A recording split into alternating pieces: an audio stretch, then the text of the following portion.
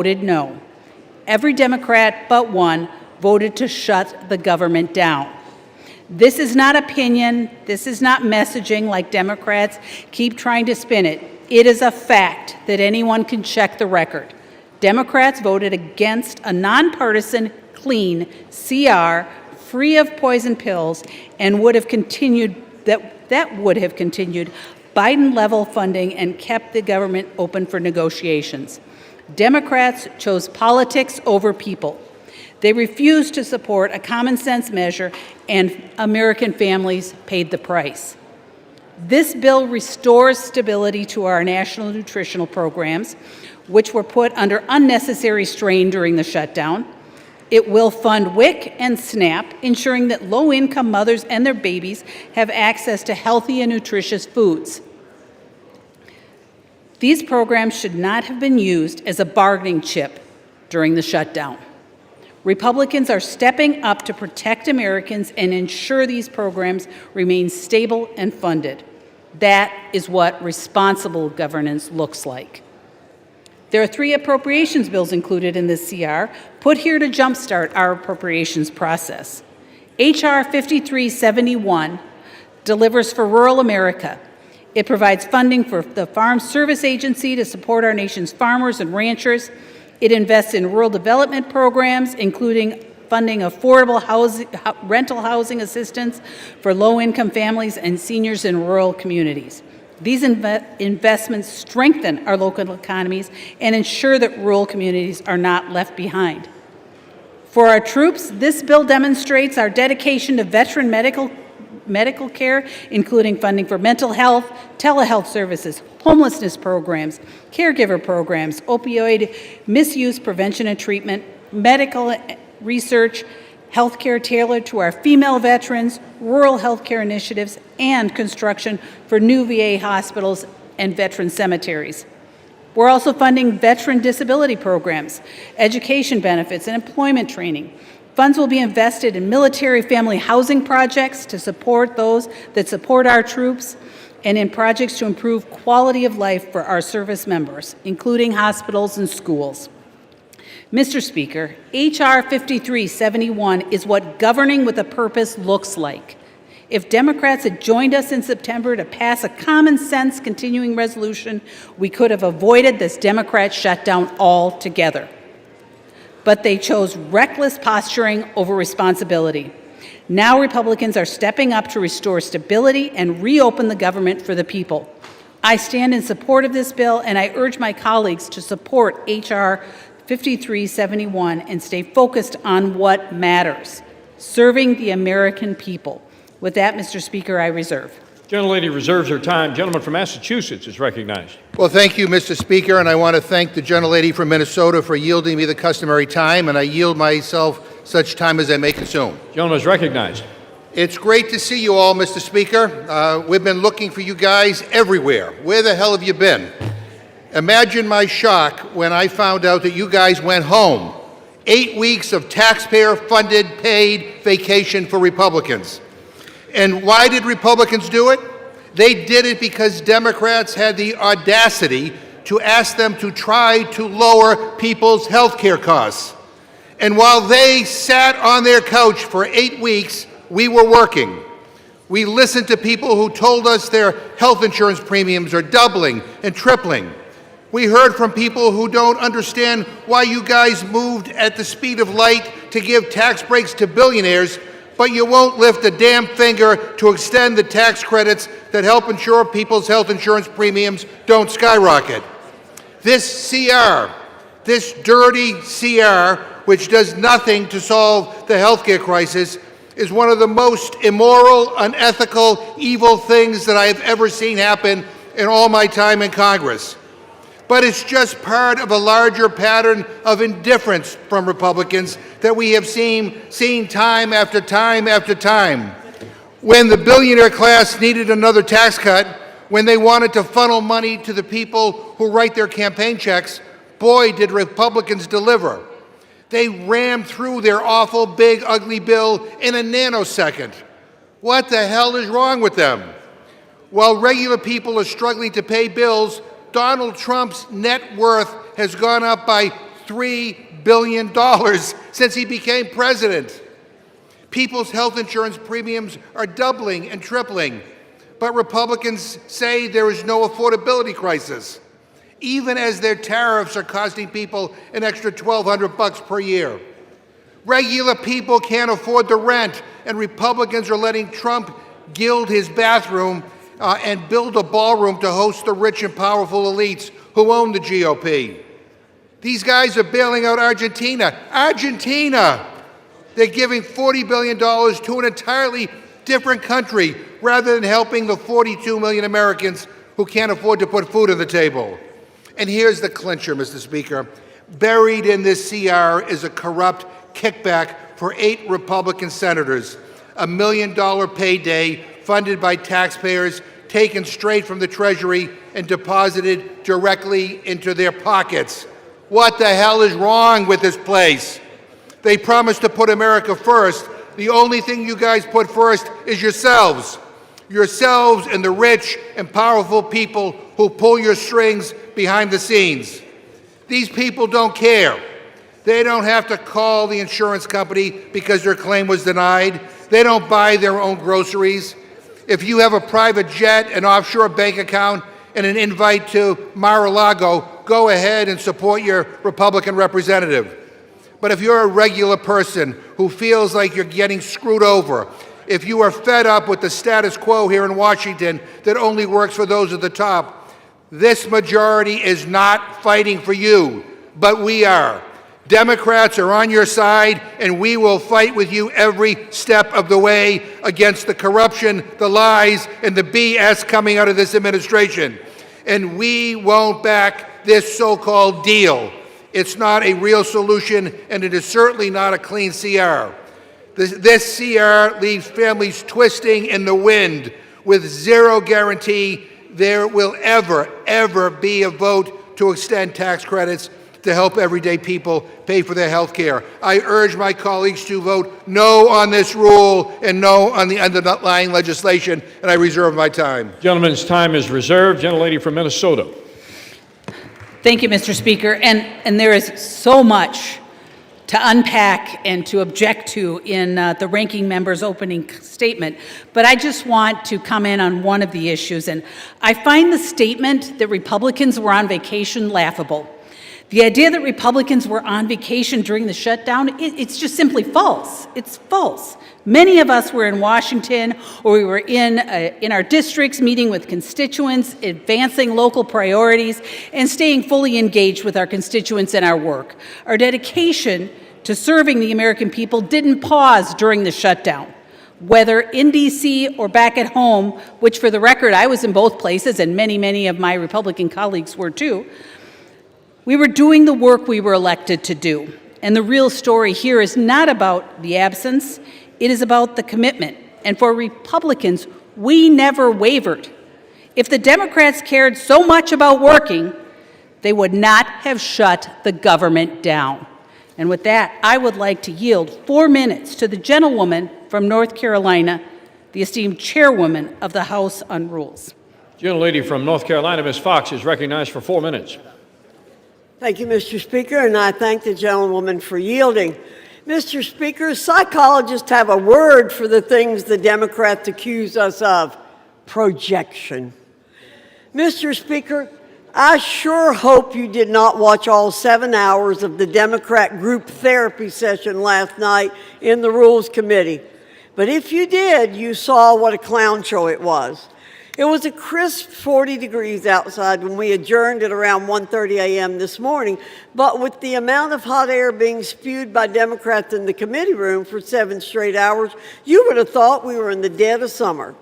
Mr. Speaker, at this point, I don't think Democrats really agree on anything. Last night and into the early hours of this morning, they showed everyone that they couldn't even agree on what they're angry about. They went off on so many tangents that it would have been a miracle if they arrived at a single coherent thought at any point during our meeting. The American people will see the exact same thing play out from them during this debate and during general debate on the floor later today. Apparently, the only thing Democrats can agree on is that the government needs to stay shut down and that the American people need to suffer even more than they have already made them suffer. We heard from Democrats repeatedly about the millions of people they believe are going to be affected when their own temporary COVID credits sunset at the end of this year. Their own temporary COVID credits. Did we hear anything about the millions of Americans who got walloped by Democrats when they shut the government down? Did we hear an apology from Democrats to the American people for deliberately misleading them over 40 days? Did we hear an admission that the only reason they shut down the government is to cover up for a catastrophic policy failure that they concocted and set an end date on? No, we didn't hear one of those things. Not one. Mr. Speaker, I'm not surprised. This is the kind of behavior that Americans have come to expect from Democrats. Has anyone ever noticed how Democrats have developed such a visceral reaction when confronted about their abdication of responsibility? They shut the government down, and the moment you call attention to their own actions, all they do is obfuscate and start shrieking about unrelated things. Scientists should study this at length and try to come up with a cure. It's a serious affliction, as was evidenced numerous times over in our Rules Committee meeting. It's well past time to reopen the government and end the Democrat-concocted nightmare that Americans have been living through for over 40 straight days. The CR before us will end that nightmare. It will get this legislative body and the entire nation moving once more. Democrats should grow a spine and accept responsibility for their own failures. I urge a yes vote on the rule, and I yield back. Reserve. Gentlelady from Minnesota reserves her time remaining. Gentleman from Massachusetts is recognized. Mr. Speaker, you got to love these Republicans. The gentlelady from Minnesota says they weren't on vacation. I want to remind her, you haven't voted for 8 weeks. And most people define vacation as you don't have to show up to work and you get paid. That's exactly what Republicans did. They didn't show up to work and they got paid. It was a paid vacation. I now yield 1 minute to the gentlewoman from Texas, Ms. Johnson. Gentlelady from Texas is recognized for 1 minute. Thank you so much. I rise today in strong opposition to this bill. I'm a hell no on any legislation that strips health care away from millions of Texans. In my district, nearly 100,000 of my constituents rely on the Affordable Care Act's tax credits to pay for their coverage. Without these life-saving credits, many of them will go without health care at all. Every day during this shutdown, my office has heard from thousands of families across my district saying, "For the love of God, save my health care." And tucked away in this bill is a brazen payoff. Millions of taxpayer dollars funneled to the benefit of a handful of senators, while families are struggling to afford groceries and health care. We are being asked to sign off on a deal that lines the pockets of the very people who wrote it. That is an insult to every hardworking taxpayer who expects honesty from their government. The contrast could not be clearer. Republicans are operating in the currency of cruelty and corruption, while Democrats are fighting with courage and compassion. The American people deserve better, and I will never stop fighting to protect the basic necessities every family needs to survive. I yield back. Gentlelady from Minnesota. Mr. Speaker, I yield 2 minutes to the gentleman from Georgia. Gentleman from Georgia is recognized for 2 minutes. Thank you, Mr. Speaker. And, you know, the American farmer needs this bill to pass. The American soldier needs this bill to pass. Our air traffic controllers need this bill to pass. The men and women who protect us here in this Capitol and all federal law enforcement need this bill to pass. I'm one of those who represents a lot of federal employees, and they've been without a check for a long time, Mr. Speaker. This is very simple, very simple. It's way past time to open the government up. There are going to be a lot of excuses about coulda, shoulda, woulda, and you need to take this provision or that provision out, or they're going to vote to keep the government shut down. Well, let me tell you something. The vote today, it is straight up or straight down. You vote to open the government up today, or you vote to keep it closed. That's all there is to it. Now, as for the provision that's been mentioned a few times about the Senate language, I have introduced a piece of legislation already to repeal the Senate language, and I'm hopeful that we'll have a vote on that as soon as we get back. Mr. Speaker, I yield the remainder of my time. Reserve. Gentlelady from Minnesota continues to reserve her time. Gentleman from Massachusetts. Mr. Speaker, you gotta love these guys. I mean, they're all introducing legislation to repeal provisions in a bill that they're going to vote yes on. I mean, you figure that out. Mr. Speaker, the previous question is the House Democrats' last attempt to make a change to this rule before it gets voted on. And I want to use this opportunity to talk about a last-minute provision that was slipped into the CR in the Senate. It's an outrageous giveaway to pad the pockets of 8 Republican senators. And it's one of the most corrupt things I've seen in my life. So if the House defeats the previous question, I will offer an amendment to the rule to consider as adopted an amendment to the continuing resolution offered by Representative Subramanian which would strike the corrupt giveaway out of the text of this bill so it does not make it into law. Mr. Speaker, this is a massive payday for Republicans. It would allow 8 of their senators to shovel millions of dollars into their own wallets. I'm talking cash money, not for their states, not for their constituents, no, for their own personal bank accounts. Why should a United States senator or any party get a special right that nobody else has? No state legislator, no governor, no judge, no citizen in the entire country has this right, but we are creating it for a handful of Republican senators. It is immoral. I'd say it's unconstitutional. It is wrong. And it's probably the most brazen theft and plunder of public resources ever proposed in the United States Congress. And it was tucked into this legislation. And I want to speak directly to Republicans who say they can't vote with us because it will delay the reopening of the government. First off, that's exactly what these corrupt senators were hoping you'd say. Second, we absolutely can send this back to the Senate. They can quickly strip it and send the bill to the president. They finished this package in less than 2 days. This is one small thing that needs to be deleted. It's easy, and it can be done very fast. But, and please spare me the excuses that we'll get this done next week with a new bill. Once this is law, that's it. It is signed into law forever. It will never change. It is permanent, and you voted for it. And Republicans you all know that. So don't say you're going to pass some new bill next week to address this. That's just an excuse to do nothing that will fix it. Republicans moved at the speed of light to give tax breaks to billionaires, and the least they can do is give the same urgency to stop this shamelessly corrupt fleecing of the American people. Now, I get it. Trump is suing the U.S. government for $230 million, and I guess these senators want in on the action. They want their own payday, but I've never seen this level of grift, shameless corruption, and theft of public money in my entire life, ever.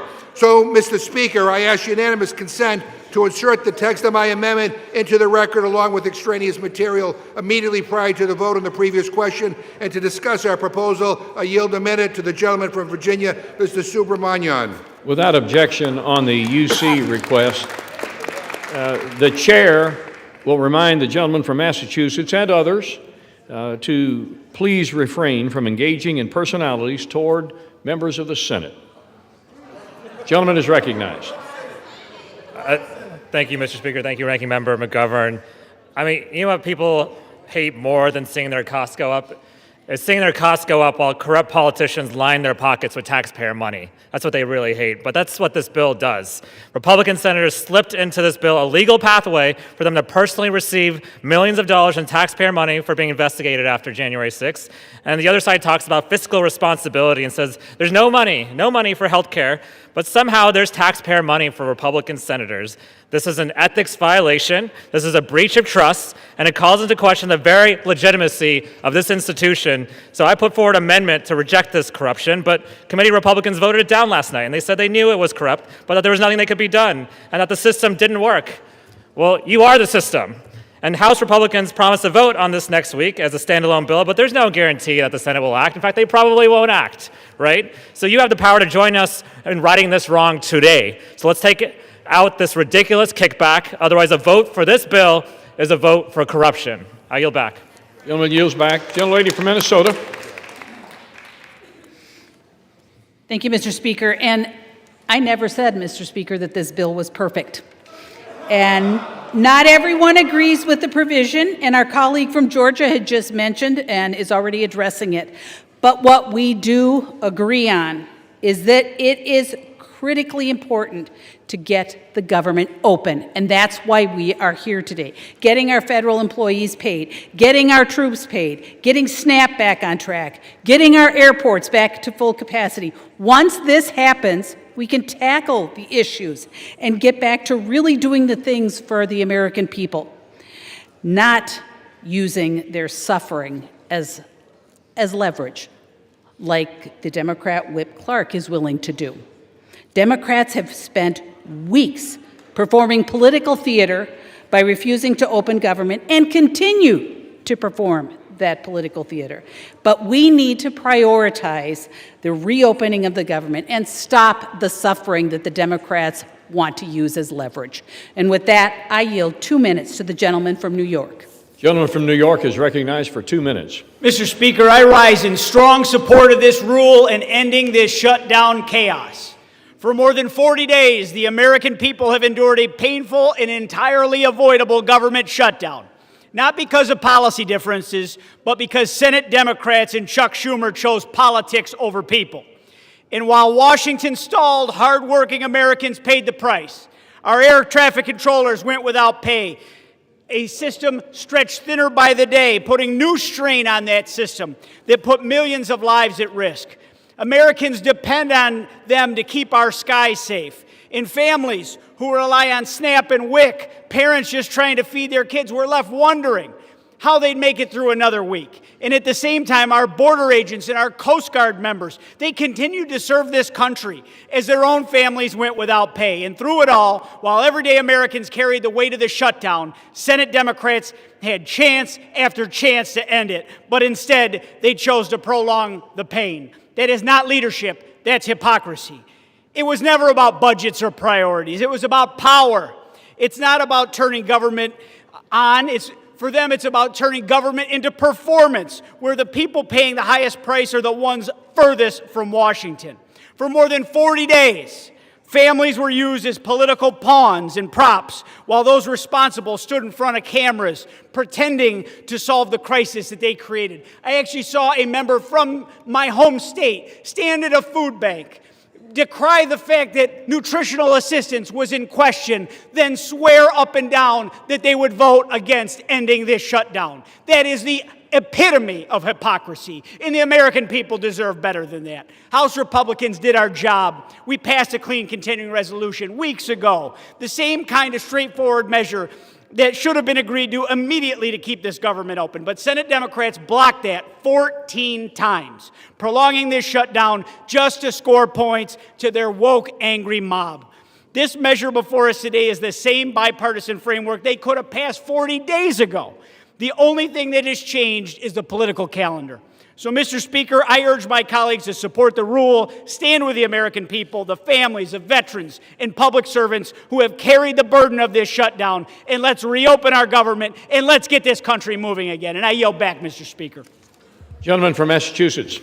Mr. Speaker, I ask unanimous consent to insert into the record an article from ABC News entitled, "Inflation Climbs to the Highest Level Since January, Beef Prices Soar." Without objection. I request unanimous consent to insert into the record an article from the Washington Post entitled, "From Groceries to Gas, Americans Say They're Spending More Under Trump." Without objection. I ask unanimous consent to insert into the record an article from the New Republic entitled, "No, You're Wrong. Trump Spirals When Pressed on Rising Food Prices." Without objection. I ask unanimous consent to insert into the record an article from the New Republic entitled, "Trump Admits He Doesn't Care About Affordability as Economy Plunges." Without objection. I ask unanimous consent to insert into the record an article from MSNBC entitled, "Not a Big Issue, Republicans Shrug as Consumers Confront Healthcare Sticker Shock." Without objection. I ask unanimous consent to insert into the record an opinion article published in MSNBC entitled, "Trump's Argentina Bailout Once Again Puts America Last." Without objection. I ask unanimous consent to insert into the record an article from PBS entitled, "Trump Administration Working on Doubling Argentina Financing to $40 billion." Without objection. I ask unanimous consent to insert into the record an article from Forbes entitled, "Presidency Boosts Trump's Net Worth by $3 billion in a Year." Without objection. I ask unanimous consent to insert into the record an article from People.com entitled, "Donald Trump Hosts Great Gatsby-Themed Halloween Party as 42 million Americans Brace for SNAP Benefits to Expire." Without objection. I ask unanimous consent to insert into the record an article from the New York Times entitled, "Trump's Latest White House Makeover, the Lincoln Bathroom in Marble and Gold." Without objection. I ask unanimous consent to insert into the record an article from The Nation entitled, "The Bill to End the Shutdown is Full of Giveaways to Republicans." Without objection. And Mr. Speaker, I yield myself 15 seconds. Gentleman is recognized for 15 seconds. I'm sorry that the gentlelady thinks that trying to stop people's health care premiums from doubling and tripling and quadrupling is political theater, but we don't. And I don't have time to address all the BS coming from my colleagues across the chamber, but it's clear that this Republican leadership is not only failing to deliver on their promises, they're selling out at the expense of the basic needs of the American people. I reserve. Time is reserved. Gentlelady from Minnesota. Mr. Speaker, I yield 2 minutes to the gentleman from Texas. Gentleman from Texas, Mr. Roy, is recognized for 2 minutes. Thank the gentleman from Arkansas. I thank the gentlelady from Minnesota. And here we are on September 19th. House Republicans passed legislation which would have funded government through November 20th. Here we are on November 12th, and we are basically where we would have been had we just passed the bill that we passed in September. And what did we get for all of that? What happened over all these days? Well, my colleagues on the other side of the aisle were searching for a reason for voters to support them next November. They were searching for a cause. And we know this because there was intervening elections and a lot of rhetoric, but no result. We're here right now with Democrats having joined senators to send a bill over here to fund government through the end of January with 3 appropriations bills, which we worked through regular order, that keeps spending relatively flat, advances the priorities the American people sent us here to advance, to back up the president who is securing the border, which he was sent to Washington to do, to restore our military to focusing on defending this nation rather than advancing woke priorities, which the American people sent him here to do, for us to continue to work to grow and to build this economy after 4 years of being wrecked with reckless spending, but also abhorrent policies. The American people are now saying, what on earth were Democrats doing? And my Democrat colleagues' response is health care, because it's the only default position they have is the default to health care. And the fact is, it's because they broke the system so badly that they are now coming and asking us to have the Treasury print money to then give out in order to enrich insurance companies with massive subsidies. That's the actual fact. And the American people understand this. And they recognize that they don't want insurance companies to be enriched, but they want to be able to go get the doctor of their choice. The American people understand this, and so do we. And we're here to open the government, and we're here to stand up for doctors and patients instead of insurance companies and big regulators. I support this legislation. I know my Republican colleagues do. The question really is, will Democrats, or will they wish to perpetuate the shutting down of government to enrich insurance companies? I yield back. Expired. Gentleman from Massachusetts.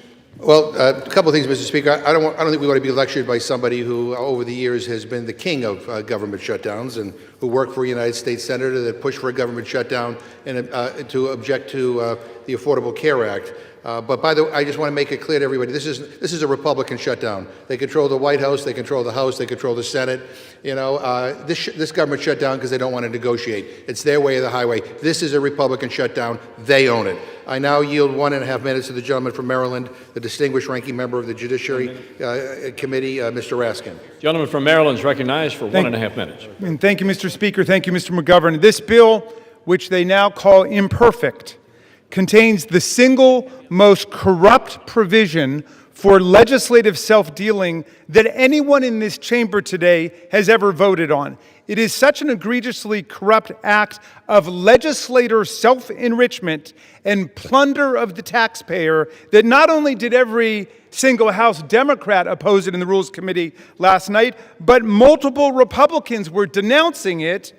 That is, before they were summoned into a side room and instructed to vote for it, which they all proceeded to do. Now they're telling us, vote for it today, and they'll repeal it, well, maybe next week, or maybe the week after that, or maybe before Christmas, they'll repeal it. I've got a solution for you. If you don't like this corrupt provision, don't vote for it today. That will work. This is a great bill. A great bill, that is, if you think 8 Republican U.S. senators should have a right to collect at least $1 million in a jackpot bonanza payoff from the taxpayers simply because they were subject to the exact same rules all other Americans were subject to and are subject to now. And they don't propose to change those rules for anybody else, not for more than 300 million Americans, not for the members of the House of Representatives, not for governors and mayors, but for themselves. They want to deal themselves a special legal privilege. In this Republican class war, Great Gatsby economy where President Trump has made more than $3 billion since he reoccupied the White House, the federal building which he has proceeded to demolish in large part, where millions of Americans face losing their health care and their SNAP benefits. This provision is an affront to our taxpayers, to the rule of law, to everyone who believes. Could I ask for 15 seconds more? It is an affront to everyone who believes that we in public office must be the servants of the people, not the masters of the people who get special legal rights and privileges and multi-million-dollar payoffs. People who think that they have a right to better treatment than everybody else, like Ghislaine Maxwell in their prison camp where she gets room service, puppy time, and special gym privileges. Gentlelady from Minnesota. She reserves her time. Gentleman from Massachusetts. I yield 1 minute to the gentlewoman from Oregon, Ms. Bonamici. Gentlelady is recognized. Thank you, Mr. Speaker. I rise today in opposition to this continuing resolution. I will not support a bill that will continue the Republicans' assault on Americans and their pocketbooks. At a time when Oregonians and Americans are already struggling with rising costs, this bill locks in devastating cuts to health care and drives up the cost, in many cases significantly. The assault on health care and the Republican shutdown more broadly, they're further proof that the first 10 months of this Trump administration have been chaotic, harmful, and completely out of touch with the needs of the American people. Donald Trump held an extravagant Great Gatsby party at Mar-a-Lago the night before SNAP benefits expired, while the administration and Republicans continue to ignore the needs of working families. That's not governing. They've abandoned their responsibility to bring down costs and grow the economy. And Mr. Speaker, this bill was already bad, but now they added this corrupt, get-rich-quick scheme to give hundreds of thousands of taxpayer dollars to Trump-aligned senators. That is outrageous. Oregonians and Americans deserve better. My colleagues should listen to their constituents, vote no, and come back to the table and join us in the work to make health care affordable and accessible to all. I yield back. Gentlelady from Minnesota, with 14 and 1/2 minutes remaining. Thank you, Mr. Speaker. And Mr. Speaker, I yield 2 minutes to the gentleman from North Carolina. Gentleman from North Carolina is recognized for 2 minutes. Mr. Speaker, I rise today as we are in the process of ending the longest government shutdown in our nation's history, and to affirm that this Congress will get back to leading America into her next golden age. Over 40 days, that is how long the government has been closed. For over 40 days, Democrats here in this body and in the Senate have chosen chaos over our country. They chose to shut the government down because politics demanded it, not policy. The elites who dominate their party's decision-making are the ones least impacted by its decisions. Were the far-left activists and Democrats here in this body the ones not getting paychecks? No, Mr. Speaker. That was the air traffic controllers, our troops, and our Capitol police officers. When these same people passed Obamacare, were they the ones impacted by the law, or was it the middle-class teacher in North Carolina who could no longer keep their doctor? We all know the answer to that, Mr. Speaker. And across the nation, federal workers are working 2 and 3 jobs just to stay afloat. Also, Democrats could champion illegal aliens who exploit our compassion as they poison our communities with deadly fentanyl. That is not governing. That was extortion of the American taxpayer. But that ends today. Today, we are in the process of finally reopening the government, returning to the business of the people, and further implementing the mandate our constituents sent us here to deliver on. Democrats chose to have a month of political theater, but political shows don't do one thing to help make the cost of everyday items more affordable. It is time to govern and to focus on making America more affordable for the middle class. Mr. Speaker, I urge a yes vote on this rule, and with that, I'll yield back. Gentleman from Massachusetts. Mr. Speaker, we're getting lectured on governance by a guy who is just coming off an 8-week paid vacation. Give me a break.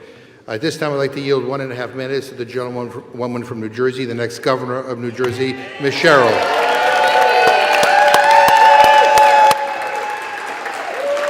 The gentlelady from New Jersey is recognized for 1.5 minutes.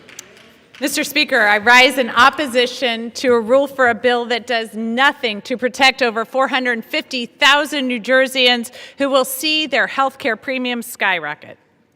I took my first oath to the Constitution when I was 18 and went to the Naval Academy. It's an oath to serve, to run toward the fight. And so I ran for Congress after I saw Washington Republicans attacking the Affordable Care Act. I promised I would take on the status quo. I would fight the big fights, because that's what people expect of their leaders. That's what people deserve from their leaders. And I'm proud of the wins that I've delivered as your representative for New Jersey's 11th District. Capping the cost of insulin and prescription drugs for seniors, funding the Gateway Tunnel, the PACT Act for veterans, flood mitigation projects, delivering for Picatinny Arsenal. You have trusted me, New Jersey, and last week you placed your trust in me again, electing me your 57th governor. So I ran on a similar promise, to take on anyone and stop at nothing to lower cost and build opportunity for everyone. This will be my last speech in this chamber. I intend to submit my resignation next week and turn to protecting all of New Jersey. So my parting message to Jersey is, thank you. To my staff, thank you for your dedication to serving the 11th District of New Jersey. To my colleagues, do not let this body become a ceremonial red stamp from an administration that takes food away from children and rips away health care. 30 seconds. Gentlelady's given another 30 seconds. That rips health care away from people and takes food away from children. To the country, stand strong. As we say in the Navy, don't give up the ship. Thank you, and I yield back.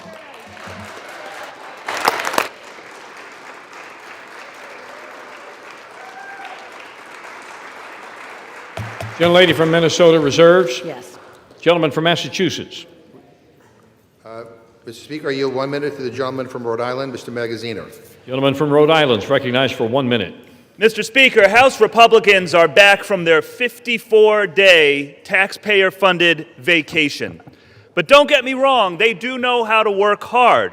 When billionaires wanted tax breaks, they moved mountains to make it happen. When Argentina needed a $40 billion bailout to help Trump's buddy, they moved quickly to make it happen at the White House. But when working people need help, when millions of Americans are seeing their health insurance costs double and triple, and Americans all across this country are feeling like they're going to have to go without health insurance for the first time in their lives because they can't afford it anymore and have to make that terrible decision about which of their family members they're going to cut off of their insurance, House Republicans are nowhere to be found. When Donald Trump's stupid tariffs are raising the price of groceries, the cost of coffee is up 40% over the last year, House Republicans are silent. When working people need help, they are absent. Shameful. So they will work when billionaires need tax cuts, when Argentina needs a bailout, but when working people need relief, they go on a taxpayer-funded vacation. Shameful, Mr. Speaker. Vote no on this budget. Do not cut the health care of the American people, and I yield back. Gentlelady from Minnesota. Thank you, Mr. Speaker, and I yield 1 minute to the gentleman from New York. Gentleman from New York is recognized for 1 minute. The reason we know this is a Democratic shutdown is because of how angry they are that we're about to reopen the government. Period. That's all you need to know. In 2023, Jerry Nadler said shutdown is really an extremist policy designed to appeal to an extremist base and hold the whole country hostage. That is exactly what the Democrats have done over the last 43 days. They have held the American people hostage, trying to extract insane things like free health care for illegal immigrants. If they were serious about tackling the health care affordability crisis in this country, then they would address the fundamental problem with Obamacare. Since Obamacare took effect, health care premiums have risen by 96%, and on the open market by 114%. When I asked Leader Jeffries to sign on to the 1-year extension of the premium tax credit, he refused. He stuttered, he stammered, he couldn't answer a single question. Because this shutdown was never about health care, it was always about appeasing a far-left radical base. Chuck Schumer said, every day gets better for us. Catherine Clark said, of course people will suffer. We want to use this as leverage. It is an embarrassment to this country. You should all be ashamed of yourselves for inflicting this pain on the American people, taking away food stamps from 42 million Americans, defunding WIC, not paying our troops, our federal employees, our air traffic controllers. It's a disgrace, and you should all hang your heads in shame. Vote yes to pass the bill and reopen the government. All right. Let me remind my colleagues. I fully recognize that there's a lot of pent-up anxiety and emotions have been elevated somewhat, but please, in the interest of the decorum of this House, to direct your comments to the chair and do not engage in personalities toward the Senate, toward the President, and others. Gentleman from Massachusetts with 14 and 1/2 minutes remaining. Yeah. Well, Mr. Speaker, let me just say the gentleman from New York sounds as extreme as his voting record. And I'd like to say to the gentleman who just spoke, by supporting this bill, he's betraying 7,000 constituents in his district who rely on the ACA to afford their health care. Boy, I'm glad he's not my representative. At this time, I'd like to yield 1 minute to the gentleman from New York, Mr. Kennedy. Gentleman from New York is recognized for 1 minute. Mr. Speaker, as the representative of Western New York, where so many people in my community, like others across the country, are already struggling to afford health care, I urge my colleagues to reject this disgraceful bill. As an occupational therapist, I know exactly who these cuts will hurt.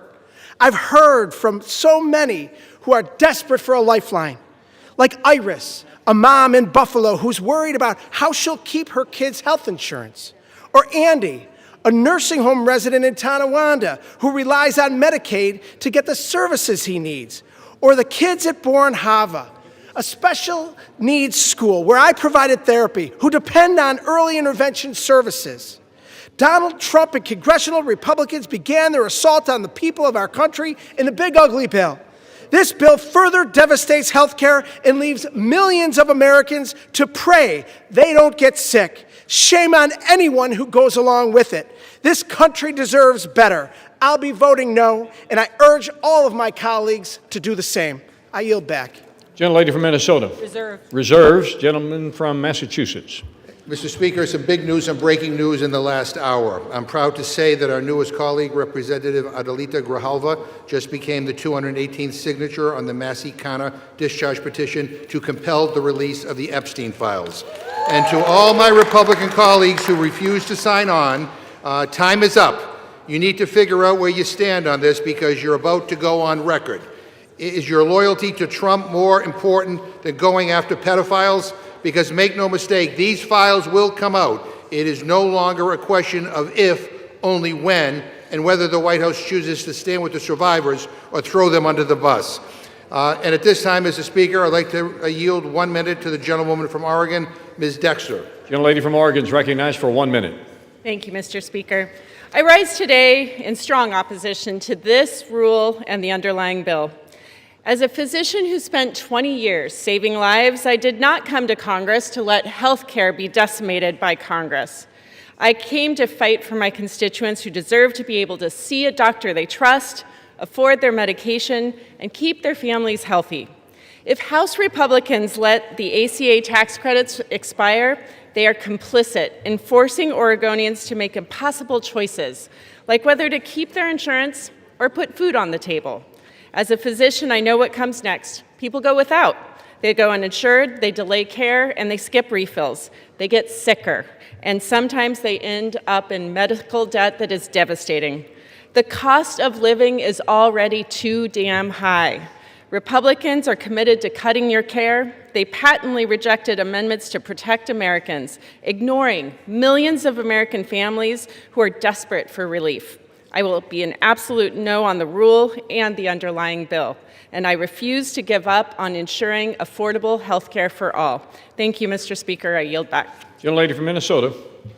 Mr. Speaker, I just wanted to say just really quickly, the ranking member mentioned the discharge petition, and that he's very proud that it has 218 signatures, but not that long ago, today, we had a UC that would have moved that along, would have moved that resolution along over to the Senate, and I believe the Democrats objected to it. So it seems more like a political stunt than it does that they actually wanted to have that resolution moved along, because if they had not objected, it would have gone on its way, and they would have accomplished what they wanted to do. So I don't see their real desire to have the resolution passed. I see it more of, like I said, a political stunt.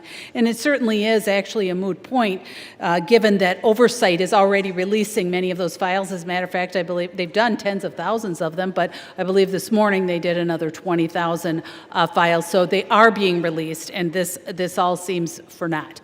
But with that, Mr. Speaker, I would like to yield 1 minute to the gentleman from California. Gentleman from California is recognized for 1 minute. Mr. Speaker, Jimmy Fallon offered Democrats this pro tip. If you're going to call it the Republican shutdown, you're not supposed to get mad that it's ending. Anyone who remembers their schoolhouse rock knows that once the House originates an appropriation, the Senate must either amend it or pass it. Now, the House did its job on September the 19th with a simple appropriation that made no policy changes. It merely kept the government operating at current levels while we finished debating priorities. Democrats deliberately blocked the Senate from acting, demanding $1.5 trillion of new spending as a ransom. Finally, thank God, 8 of them put country ahead of party and voted to end this madness. Now, hearing the bitter recriminations from our leftist colleagues, it seems unlikely we'll see much bipartisanship today. But with or without them, we will reopen the government tonight and get back to addressing the challenges that confront our country. I yield back. Gentleman from Massachusetts with 11 minutes remaining on his side, 9 minutes on the majority side. Yeah, Mr. Speaker, I'm surprised that the gentlelady brought up the UC request, but I'm glad she did, because I want the record to be clear. I didn't hear any objection on the floor. The Republican chair basically ruled it as an improper UC request, and so that is why it didn't move forward.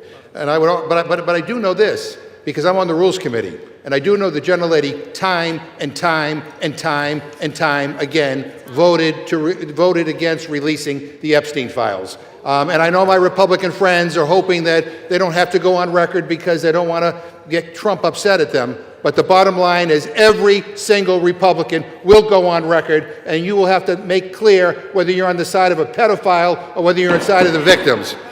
The gentleman from Massachusetts is reminded to direct his comments to the chair, please. Thank you, You may Mr. continue. You have 1 minute to the gentlewoman from Washington, Ms. Jayapal. Gentlelady from Washington is recognized for 1 minute.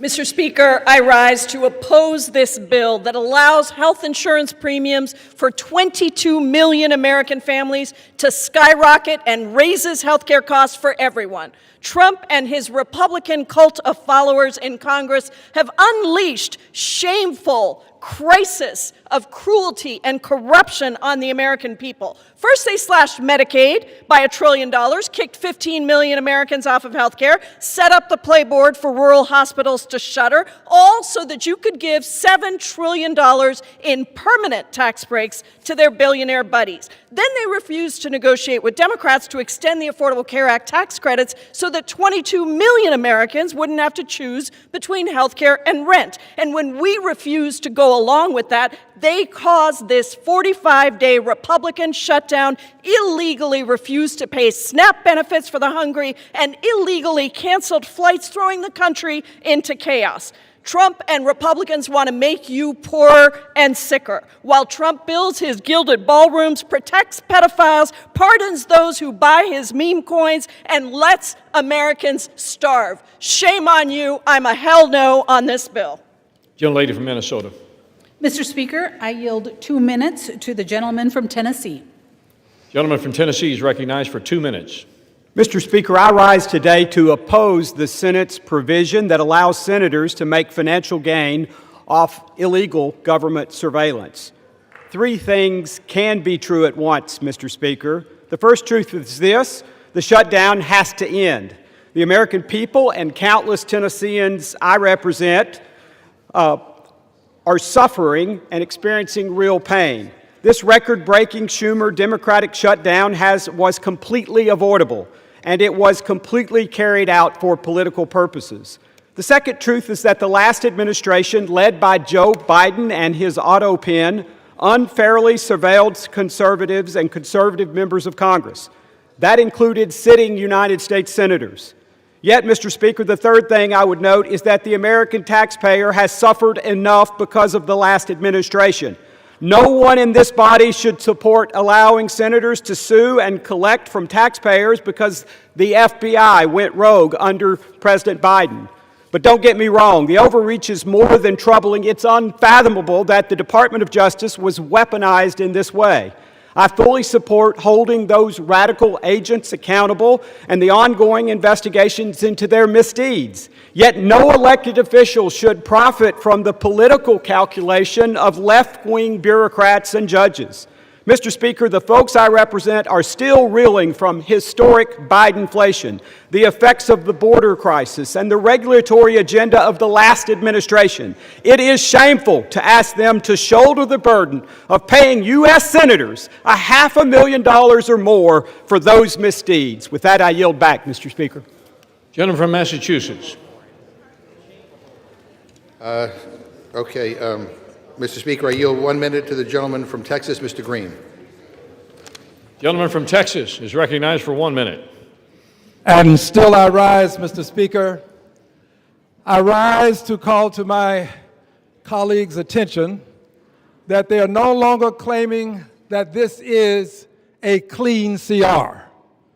The truth is that it is a dirty, filthy, stealthy CR that has been contaminated with millions of dollars for people who have not earned it, but rather who want to take it from the taxpayers of this country because they have concluded somehow that they have been harmed when no harm has been proven or brought to our attention. I believe that health care for all is important because we in the Congress have the best health care in the world. Yet people with the best health care in the world do not see fit for persons who need it, who are among the least, the last, and the lost, to acquire health care, something that they have. Health care is becoming wealth care for too many people in this country. We need to extend the subsidies. We need to make sure that everybody who can get to a doctor gets care. This is not a poor country. I refuse to take a poison pill and have you tell me that I'll regurgitate it next week. The poison pill. Gentleman's time has expired. Gentlelady from Minnesota reserves. Gentleman from Massachusetts. I inquire how many more speakers the gentlelady has, because she doesn't seem to have very many. I believe we have one more, Mr. Speaker. All right. We have several. Mr. That's Speaker, I yield 1 minute to the gentlewoman from New York, Mr. Ocasio-Cortez. Gentlelady from New York is recognized for 1 minute. It is great. It is great that Democrats have a line of people who are willing to fight for working class Americans from coast to coast in this country. Because God forbid that we have a member of the Republican caucus who stands up and actually wants to extend the Affordable Care Act so that people with cancer, insulin, and issues across all sorts of health care issues across this country have their health insurance protected and extended throughout 2026. It is unconscionable that what we are debating right now is legislation that will give 8 members of the United States Senate over $1 million apiece. And we are robbing people of their food assistance and of their health care to pay for it. How is this even on the floor? How can we, as members of Congress, Republican or Democrat, vote to enrich ourselves by stealing from the American people? That is what this legislation does. In fact, Senator Graham just went before the press earlier today saying he was going to seek well over $1 million from the American people from this. We cannot support it, and we cannot stand for it. Thank you. Gentlelady's time has expired. Gentlelady from Minnesota. Thank you, Mr. Speaker. And I just wanted to point out to some of my colleagues that, you know, the Democrat government shutdown stopped the SNAP benefit. So if they were very concerned about those, about making sure that people had their nutritional assistance, they wouldn't have shut down the government, because that is what caused it. And with that, Mr. Speaker, I yield 1 minute to the gentleman from Texas. Gentleman is recognized for 1 minute. Thank you, Mr. Speaker. It was great to hear from the new leader of the Democrat Party, Mrs. Alexandria Ocasio-Cortez. Unfortunately, we didn't also get to hear from their other leader, Mr. Zoran Mamdani. Mr. Speaker, I'm going to be proud this evening to vote to reopen the federal government. House will be in order. Mr. Speaker, for 40 days, the Democrats shut our government down to pursue unrealistic policy proposals that they know the American people do not want. Mr. Speaker, the American people do not want health care for illegal aliens. They do not want our tax dollars funding left-wing media outlets, and they do not want to drive up our debt $1.5 trillion as part of a short-term continuing resolution. Mr. Speaker, the last 40 days have been nothing but pure political nihilism, and I'm glad that this nightmare is over so that we can get back to work on behalf of the American people.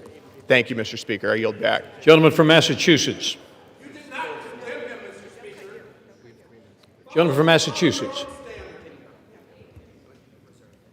I reserve. Gentleman reserves his time. Gentlelady from Minnesota. Reserve. Reserves. Who seeks time? Well, Mr. Speaker, let me first of all just say to the gentlelady, this is Republican shutdown. It didn't need to happen. All you need to do is extend the ACA tax credit so that people wouldn't get screwed on their health insurance bills. But I also point out to her that the President of the United States illegally withheld SNAP benefits. And 2 federal judges, basically 2 court orders, backed us up on that. And he's the first president ever in history to actually shut off food benefits to people during a shutdown. Shame on him. I now yield 1 minute to the gentleman from California, Mr. Khanna. Gentleman from California is recognized for 1 minute. Thank you, Mr. Speaker. Mr. Speaker, our country is at a moral crossroads. Just today, it comes out that billionaires are worth $8 trillion, more than 50% of Americans combined. And what does the president do? He decides he doesn't have the money for the American people. He's going to starve the American people to give $40 billion to the corrupt libertarian leader in Argentina. $9 billion would have fed the American people. How is that America first? And then he says, I don't care about the cab driver who's paying $2,600 now per month in health insurance as opposed to $44, because I don't want to save the 20 million Americans who are going to face high premium increases. How is that America first? We need national health insurance in this country. We need to tax billionaires in this country. We need to fund SNAP in this country, and we need to stop funding Argentina and corrupt foreign leaders. Gentlelady from Minnesota. Thank you, Mr. Speaker. And I just wanted to address for just a second the health care issue that the Democrats continue to bring up and act like this had anything to do with everyone in the country's premiums, because we are talking about the COVID era Affordable Care Act's COVID era subsidies. So this is not what is affecting other people's premiums, other than those folks that qualify for those COVID era premium subsidies. That's it. They continue to make it sound like this is responsible for every kind of increase that people are seeing. And so the Affordable Care Act's original subsidies will remain in place. So that's the original subsidies, ensuring that millions still qualify for the income-based tax credits and capping out-of-pocket costs relative to income. It's the COVID era. I can't say that enough. It is the COVID era subsidies that are in question here. Premium increases are actually driven by multiple factors, including medical inflation, provider consolidation, and rising drug costs. But to actually reduce premiums, that's what we must address. And we must have comprehensive discussions about that, not just political theater and sound bites. We have to actually sit down and have those discussions, and that's what getting the government back open will do. I reserve. Gentlelady reserves her time. Gentleman from Massachusetts. Mr. Speaker, the ACA polls at 65%. Donald Trump is at 37%. I now yield 1 minute to the gentlewoman from Massachusetts, Ms. Presley. Gentlelady from Massachusetts is recognized for 1 minute. Mr. Speaker, I rise today on behalf of every elder who can't afford their prescription, every parent who went to work hungry so their child could eat. In the United States of America, there is no lack of resource, only a deficit of empathy, political will, and courage. At its best, government is a backstop, a compassionate steward of the public good. At its best, government catches people when they stumble in a moment of hardship. At its best, government does right by the people, all the people. Struggle does not discriminate, Mr. Speaker. Hardship is not a character flaw and has zero to do with work ethic. Every single person is one diagnosis, one layoff away from hardship. Life can change at an instant. What we are bearing witness to is not only a lack of political courage, but it is a fundamental betrayal of the people. Incompetence and indifference to the suffering of our constituents and our neighbors. The shame and the sham of it all. Any member of Congress who would vote to deny a child a meal or medication, it is child abuse and neglect. I ought to file a 51A on you for that. Every person in this chamber, every person in our country has lost a loved one to cancer, and yet you would vote to deny people life-saving cancer treatment and research. Republicans control the House, the Senate, and the White House, and with the majority, you have chosen to enact harm to make people hungrier, poorer, sicker, and less safe. The shame and the shame of it all. You, the people, deserve better. We, the people, deserve better, and I won't stop fighting until you get it. Gentlelady from Minnesota. Prepared to close.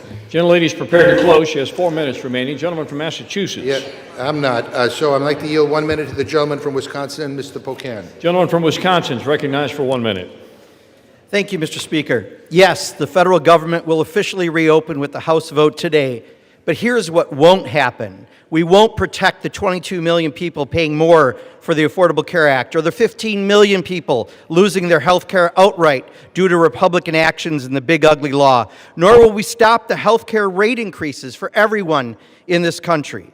And we won't be restoring food assistance today for millions of Americans who benefit from SNAP because House Republicans voted to cut the #1 program that keeps kids and seniors out of poverty by over $180 billion. Nor will we be able to roll back the tax cuts for billionaires and your GOP donors that you funded by gutting those health care and food programs. but I sure hope you're tanned and rested after your 8-week paid vacation, because you're going to need it. Democrats are going to continue fighting every single day for people's health care and food benefits, and we're going to be on you day after day until we get it done. Vote no. I yield back. Gentleman yields back his time. Gentlelady from Minnesota. I'm prepared to close, Mr. Speaker. Gentleman from Massachusetts. I'm not quite yet, so I yield 1 minute to the gentleman from Maryland, Mr. Olszewski. Gentleman from Maryland is recognized for 1 minute. Mr. Speaker, this funding deal is why Americans have lost faith in Congress. It does absolutely nothing to address the crushing cost of health care and what amounts to a massive tax hike on working families. It does absolutely nothing to stop President Trump from canceling the very funding we would provide, something he's already done again and again. But here's what it does. It allows senators to write themselves, and only themselves, million-dollar checks because their phone records were legally subpoenaed, checks paid for by American taxpayers. It's corruption at a whole new level. With bribery and insider trading, someone breaks the law. Here, Congress is writing a law that protects and funds corruption. It's brazen and disgusting in an effort to legalize corruption. And anyone who votes for this CR is complicit in that corruption. If government still belongs to the people and not the powerful, we must reject this self-serving scam. I yield. Gentleman yields back his time. Gentlelady from Minnesota is still prepared to close. Gentleman from Massachusetts with 2.5 minutes remaining. So I'll close, Mr. Speaker, for our side. Mr. Speaker, I don't have enough time to rebut all the absurd claims made by the other side. Suddenly, they all have an opinion on health care. They had a decade to come up with a plan, and they came up with nothing. But I'm glad they finally acknowledged that this is a dirty CR that shovels millions of dollars into the pockets of Republican politicians. They hate this bill so much that they're all going to vote for it. They say that we shut the government down. Really? The last time I checked, Republicans are in charge around here. We heard for months about their mandate. They control the House, the Senate, and the White House. They have a duty to keep the government open, and they failed. They did not have the votes. They refused to negotiate with us because we wanted to help regular people instead of billionaires. And now they want to blame us for the consequences of their own actions? What the hell is wrong with them? Give me a frigging break. America is the richest country in the history of the world. We are blessed with an abundance of so much. There should not be an affordability crisis. Every single person in this country should be able to have a good job, a living wage, affordable food and health care, and have a shot at a better future. That's what I'm fighting for. That's what we're fighting for. That's how I want to make America great. That's the Democratic vision for what this country could be. And from a moral perspective, from a set of values, we believe it is immoral to have a system that gives so much to just a few billionaires while depriving so many of the basic things they need to live a good life. And it is clear to me after this debate that Republicans do not share those same values. And I'm going to fight like hell. We are going to fight like hell because I believe in America. We believe in America. And we believe that the hopes and the dreams of the American people will prevail. And with that, I yield back. Gentleman yields back his time. Gentlelady from Minnesota with 4 minutes remaining to close. Thank you, Mr. Speaker. And as we wrap up this debate, I want to take a moment to cut through the noise from our colleagues, from our colleagues on the left. Instead of focusing on the legislation before us, they're resorting to fear tactics and tossing out false claims about what this shutdown is really about. The CR would have kept the government open to continue and finish the appropriations process.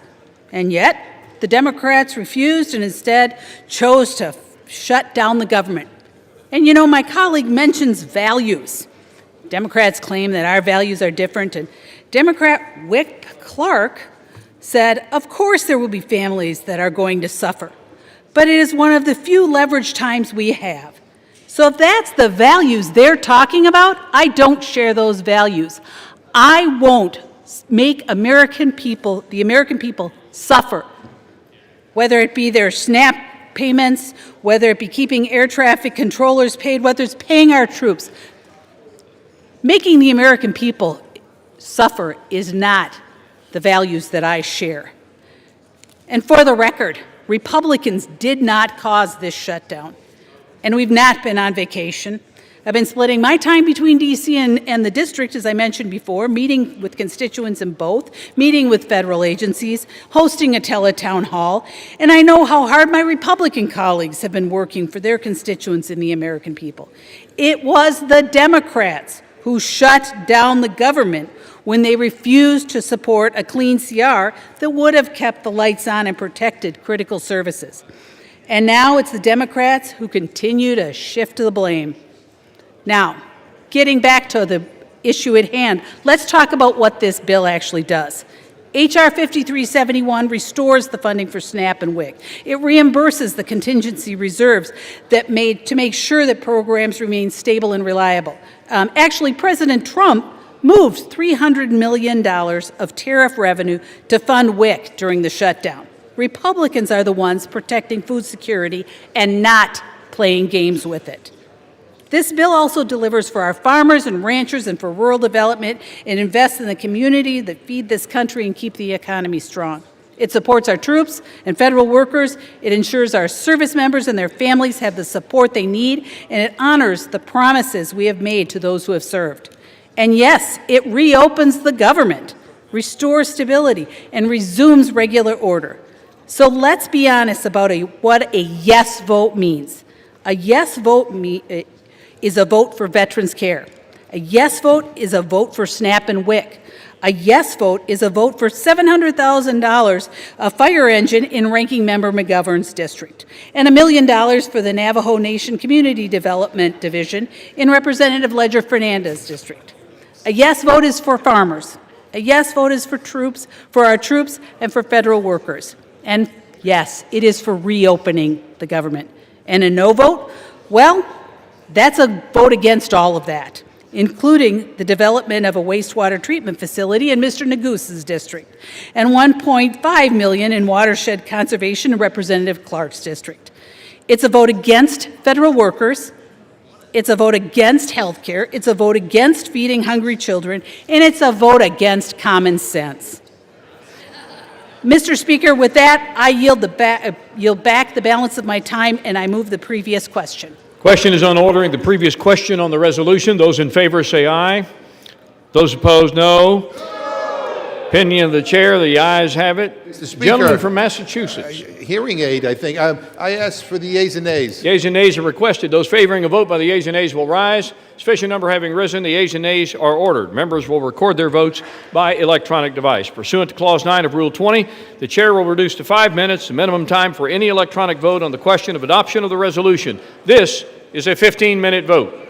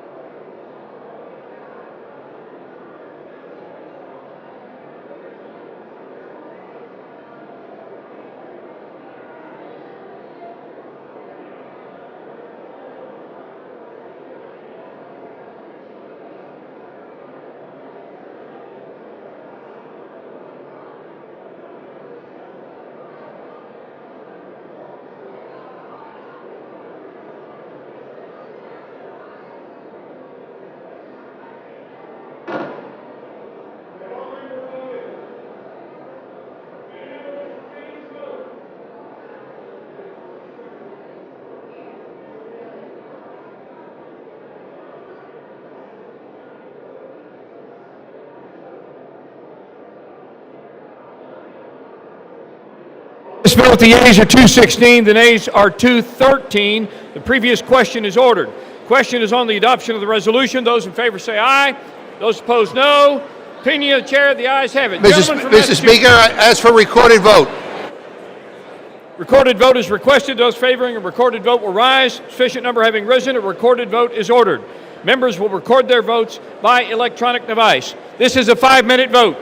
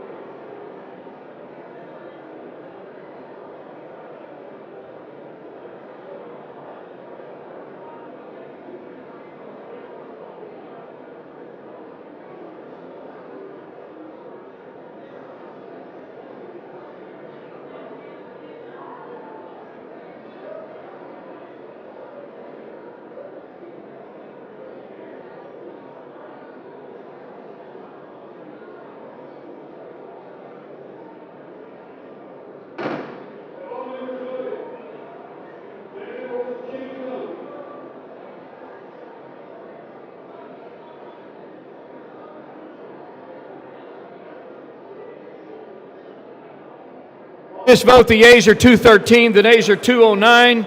The resolution is adopted. Without objection, a motion to reconsider is laid on the table.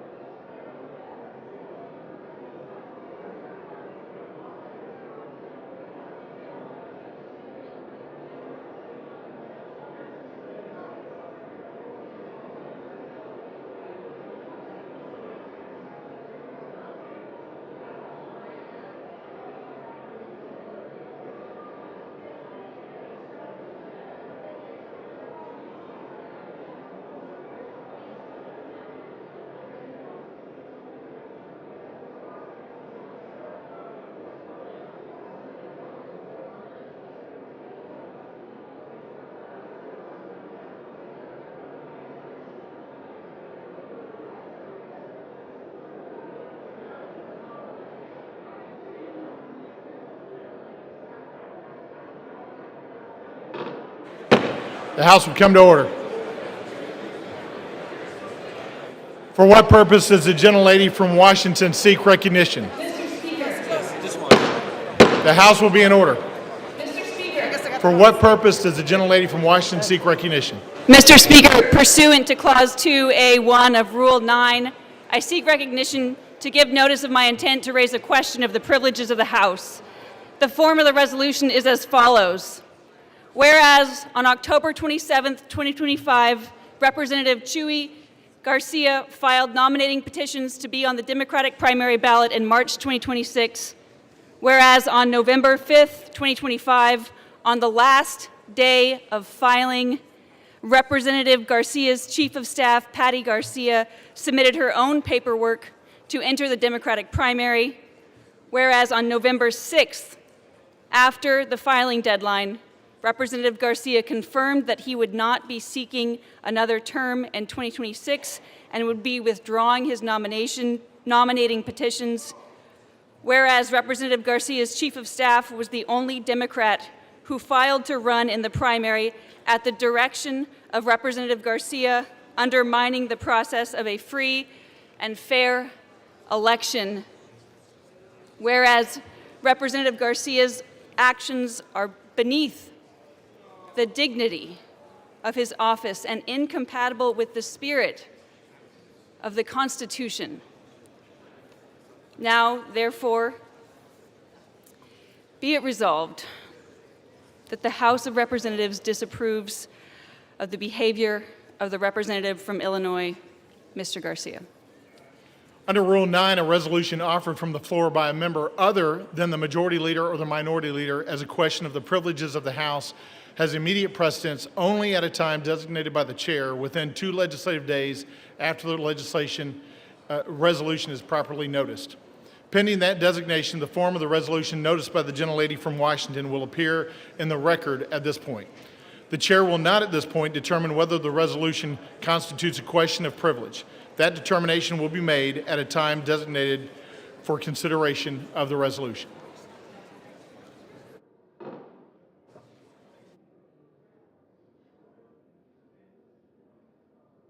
The House will be in order.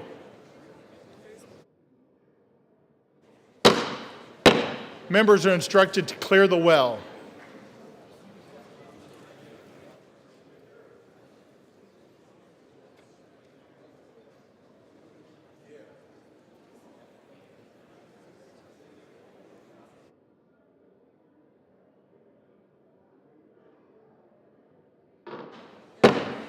The House will be in order and members will clear the well. For what purpose does the gentleman from Illinois seek recognition? Mr. Speaker, pursuant to House Resolution, I'm sorry? Who did?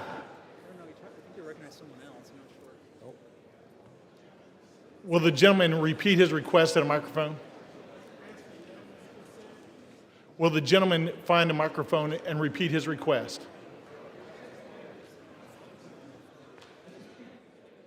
Mr. Speaker, I would like to ask unanimous consent to address the body, the will. I recognize for that purpose. Thank you, Mr. Speaker. I'd like to thank. Recognized. I'd like to thank the Honorable. Hello. The House will be in order. The well will be cleared. All members will clear the well. For what purpose does the gentleman from Oklahoma seek recognition? Up the bill H.R. 5371, the Continuing Appropriations, Agriculture, Legislative Branch, Military Construction, and Veterans Affairs and Extension Act of 2026 with the Senate amendment thereto, and I have a motion at the desk. The clerk will report the title of the bill, designate the Senate amendment, and designate the motion. H.R. 5371, an act making continuing appropriations and extensions for fiscal year 2026 and for other purposes. Senate amendment. Mr. Cole of Oklahoma moves that the House concur in the Senate amendment to H.R. 5371. Pursuant to House Resolution 873, the motion shall be debatable for 1 hour, equally divided and controlled by the chair and ranking minority member of the Committee on Appropriations or their respective designees. The gentleman from Oklahoma, Mr. Cole, and the gentlelady from Connecticut, Ms. DeLauro, each will control 30 minutes. The chair now recognizes the gentleman from Oklahoma. The House will be in order. The gentleman is recognized. Thank you, Mr. Speaker. Mr. Speaker, I ask unanimous consent that all members have 5 legislative days to revise and extend their remarks and include extraneous material on the measure under consideration. Without objection, so ordered. The House will be in order. All members are instructed to take their conversations outside.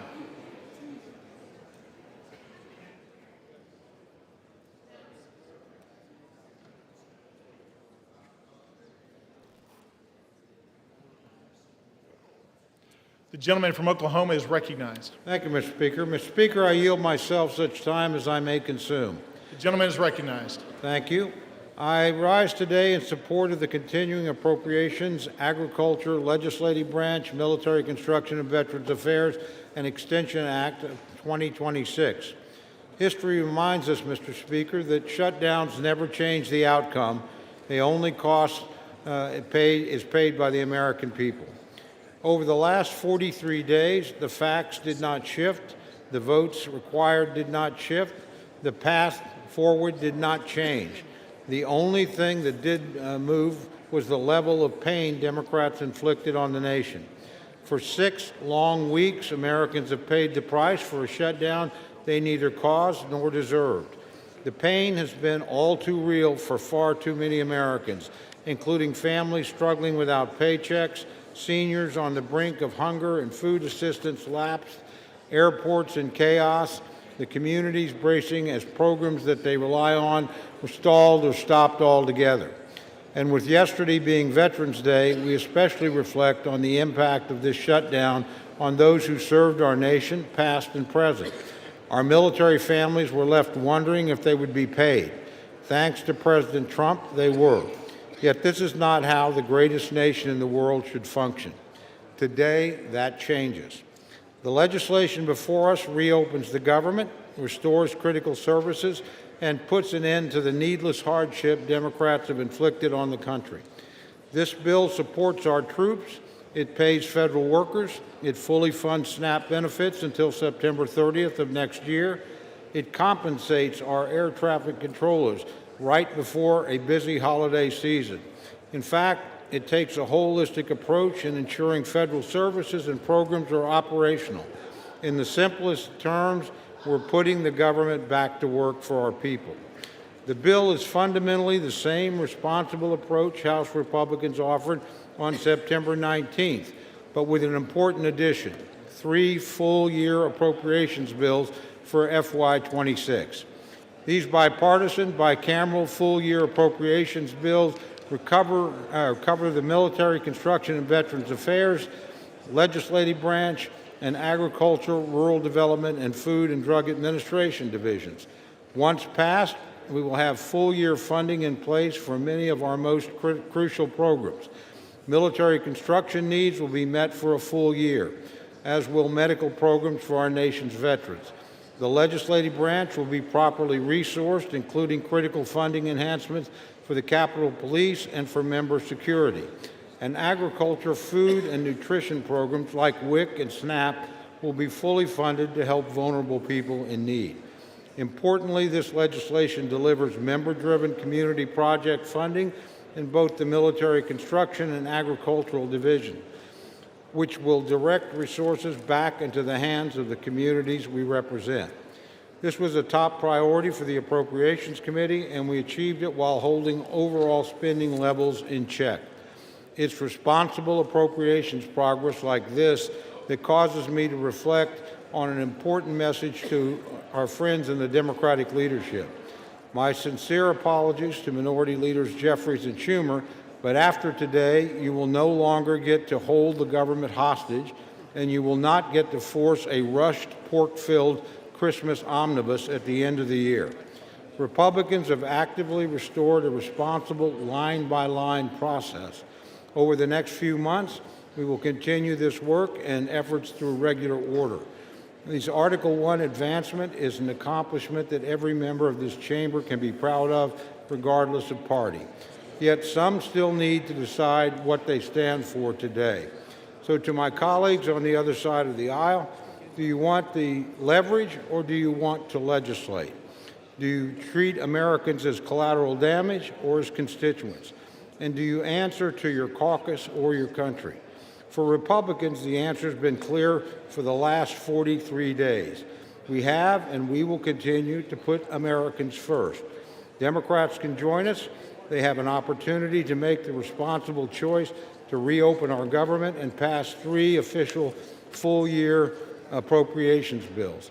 8 Senate Democrats saw reason and did exactly that. I hope House Democrats do the same. True courage is taking responsible action for the nation, even when politics makes it inconvenient.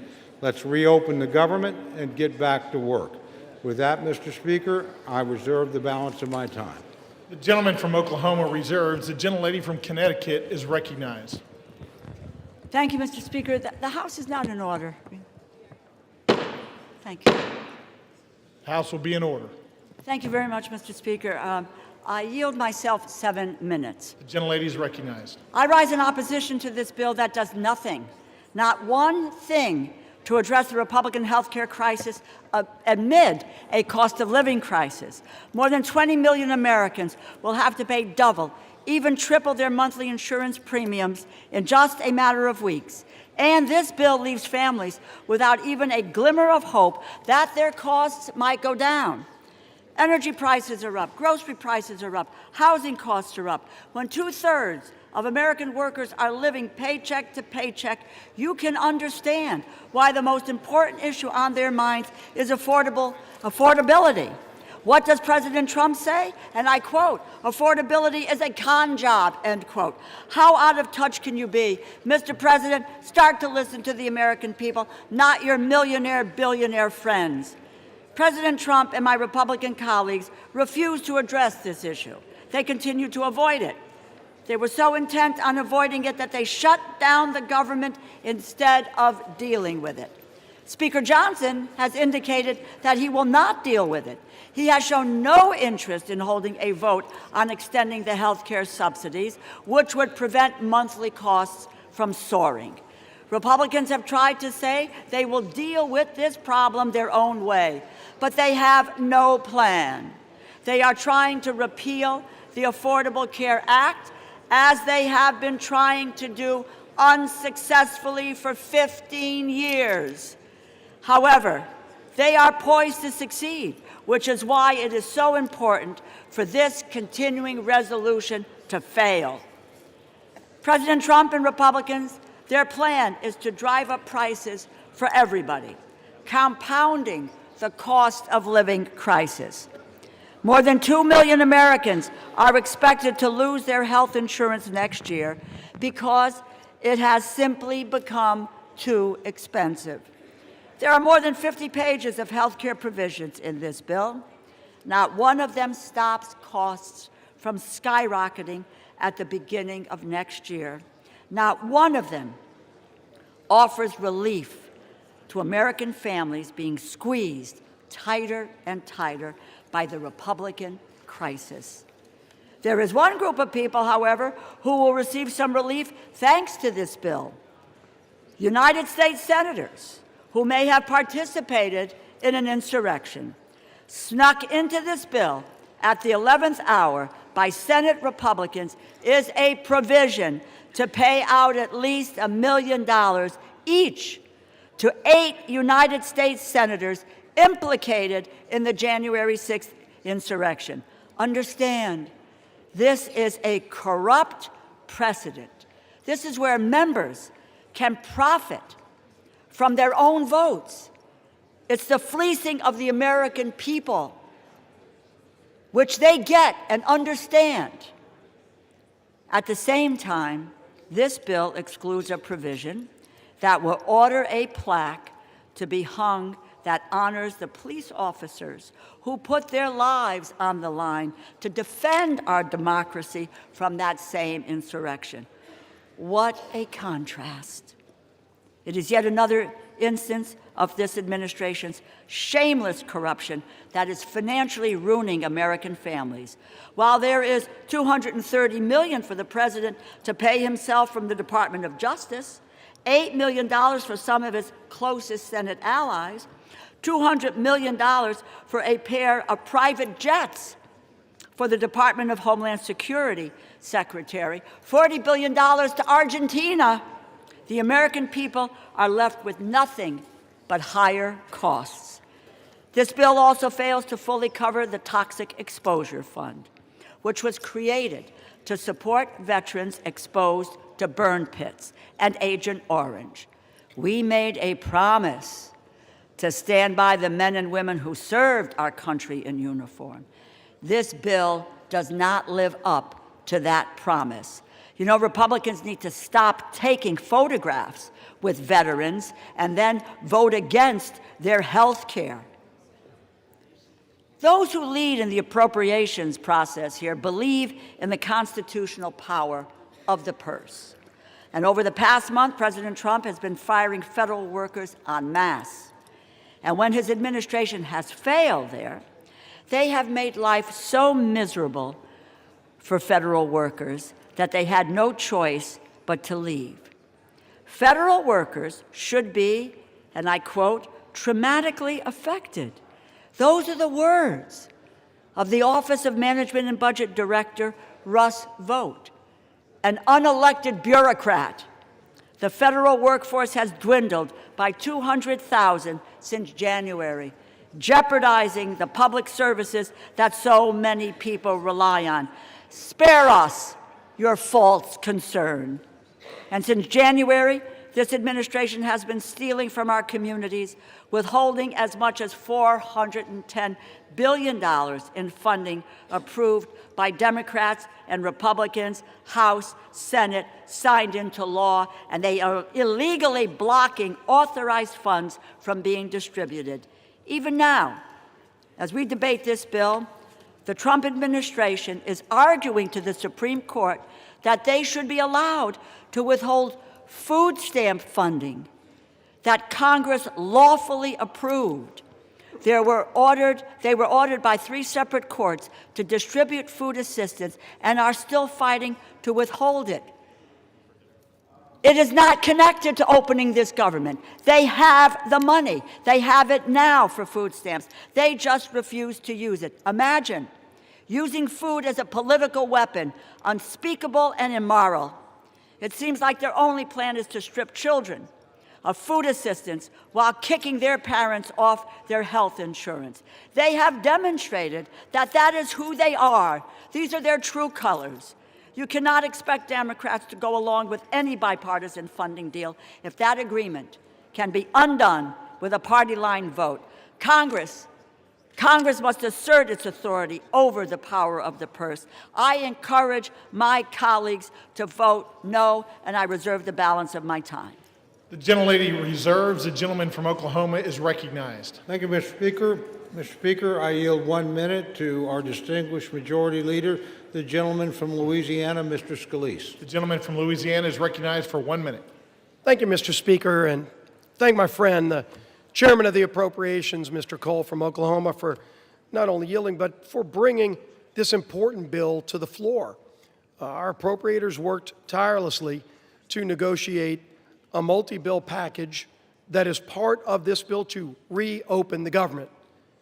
And we never should have been here, Mr. Speaker.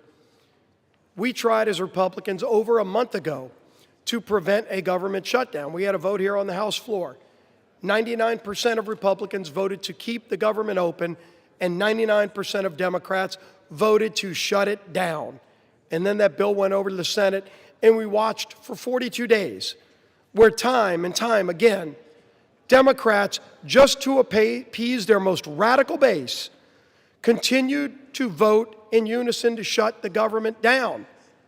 And during that shutdown, we saw millions of families experience pain, Mr. Speaker, pain and suffering that Democrats themselves acknowledged that they imposed on the American people. But they said over and over again, we have quote after quote from Democrats during the shutdown, that they needed to impose the suffering to get leverage, Mr. Speaker, to use the American people as pawns to get leverage. For what? For what?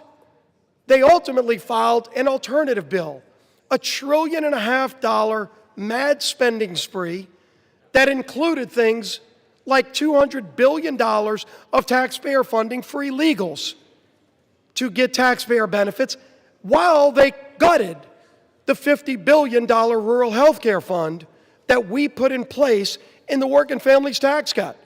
So, Mr. Speaker, anybody who comes up here and says they care about health care, they were also advocating to gut the $50 billion rural health care fund to provide $200 billion in taxpayer-funded health care benefits for illegals. It's insanity. And if you really want to look at where this all began, as some on the other side, Democrats, want to talk about a health care crisis, the health care law of the land is what many refer to as Obamacare. But let's remember the original name that Democrats gave that bill when they created it. They called it the Affordable Care Act. The Affordable Care Act. Only Democrats voted for it. Republicans knew it was going to be anything but affordable. It was going to interfere with the doctor-patient relationship. And unfortunately, it's done that. But if you want to talk about affordable, and maybe the only other bill that's more laughable in its name is the Inflation Reduction Act. Yeah, that's another product brought to you by Democrat-only votes.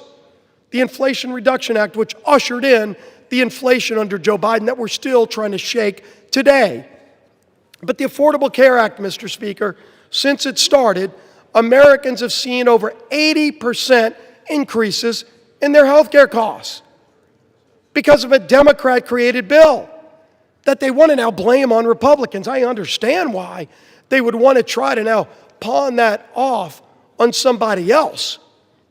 But then if you look over time, during COVID, they created a temporary relief fund, not to individuals, Mr. Speaker, but to insurance companies. Democrats created a temporary, they called it temporary in the law, temporary COVID relief tax credit to insurance companies to bail out big insurance companies who are seeing record profits, and that's now what they want Republicans to renew. A insurance company bailout that Democrats created to be temporary. They set it up to expire. And now they're saying that the world's going to end if that insurance company bailout doesn't get renewed. While at the same time, when we as Republicans worked to actually lower premiums for families, they fought it every step of the way. That's right.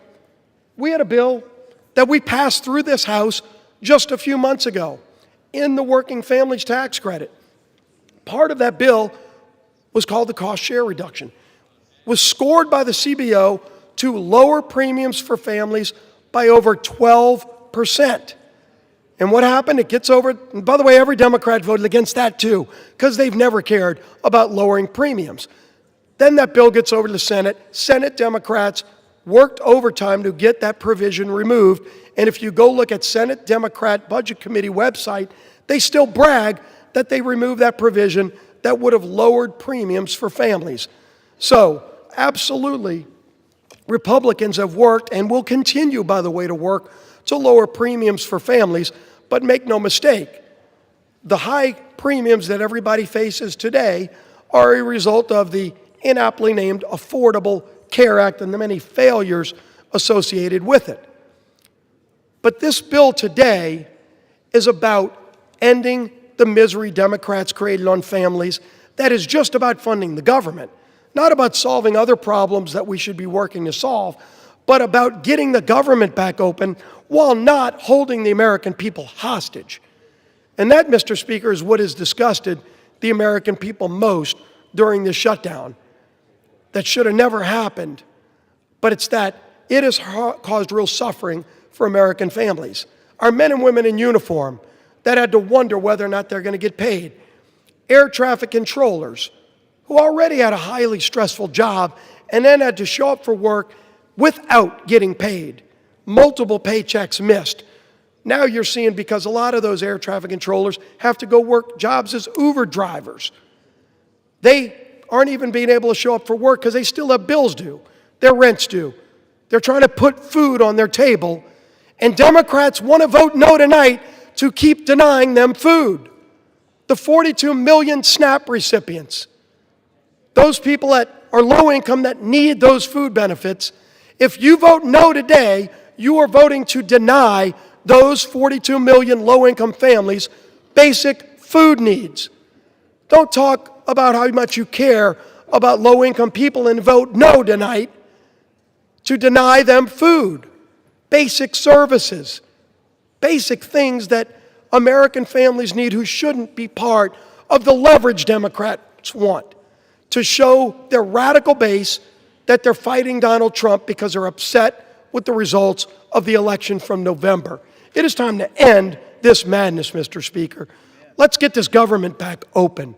Let's go negotiate our differences, which are many, but let's do it while not continuing to hold the American people hostage. I urge my Democrat colleagues who have voted relentlessly to shut this government down and to impose this suffering on the American people to stop. Stop imposing the suffering. Let's open the government. Let's get back to the work of the American people. I yield back the balance of my time. The gentleman from Louisiana yields back. Does the gentleman from Oklahoma reserve? I do, Mr. Speaker. The gentleman reserves. The gentlelady from Connecticut is recognized. I remind the Majority Leader that a 60-year-old couple earning $82,800 per year, annual premiums will rise by over $17,000, a 255% increase.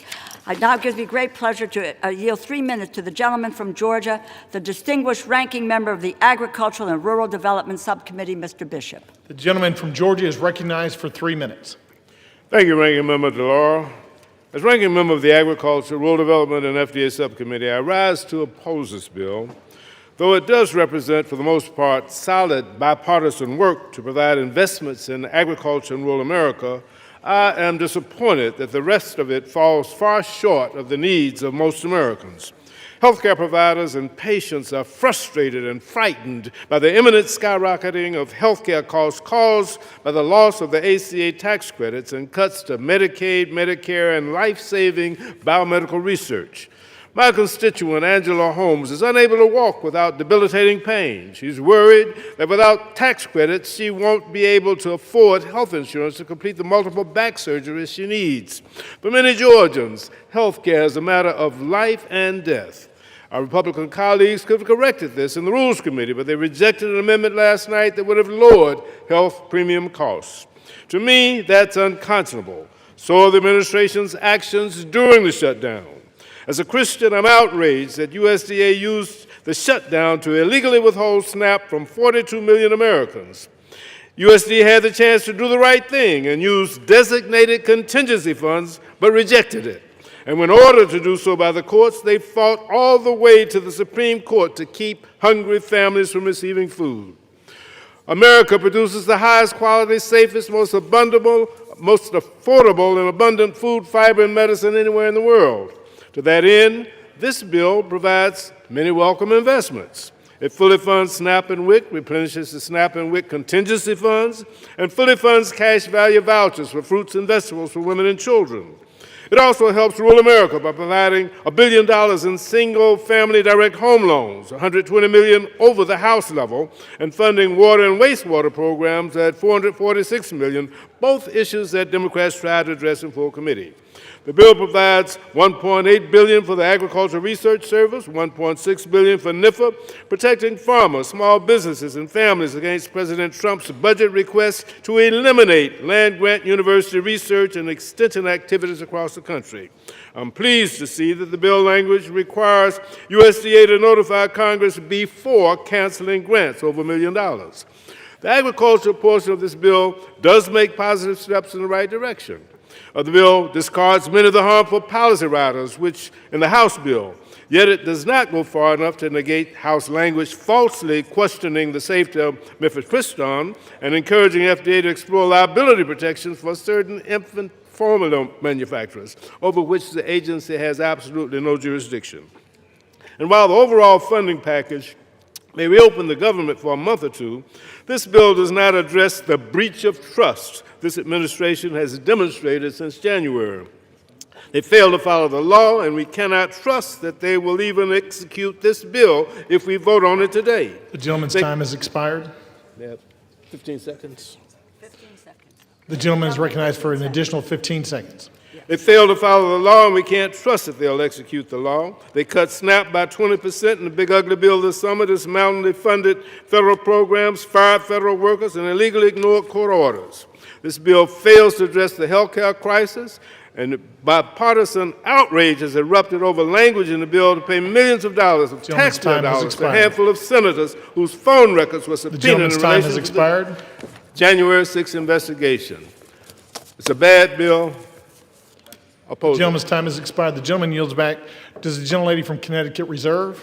The gentlelady reserves. The gentleman from Oklahoma is recognized. Thank you, Mr. Speaker. Mr. Speaker, I recognize yield 2 minutes to my very good friend, distinguished gentleman from Texas and distinguished chairman of the Military Construction and Veterans Subcommittee, the Appropriations Committee, Mr. Carter. The gentleman from Texas is recognized for 2 minutes. Thank you, Mr. Speaker, and I want to thank my longtime friend, colleague, and the chairman of the Appropriations Committee, Mr. Cole, for yielding me the time. I rise in support of H.R. 5371 and look forward to reopening the government. The shutdown has gone on long enough, and it's time to end it. Yesterday was Veterans Day, and it's a timely reminder of the commitment our armed forces personnel have made and the responsibility that we have to take care of those who serve our nation. Military Construction and Veteran Affairs component of the legislation meets that goal. The legislation includes $133.3 billion for the Department of Veterans Affairs, including $113.8 billion for discretionary funding for the VA medical care.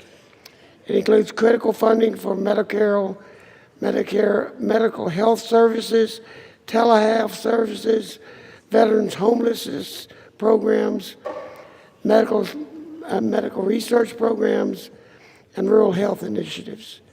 It invests in information technology, including robust investments in VA electronic health record modernization. Fully funds all mandatory veterans benefits, including veterans disability compensation programs, education benefits, and vocational rehabilitation and employment training.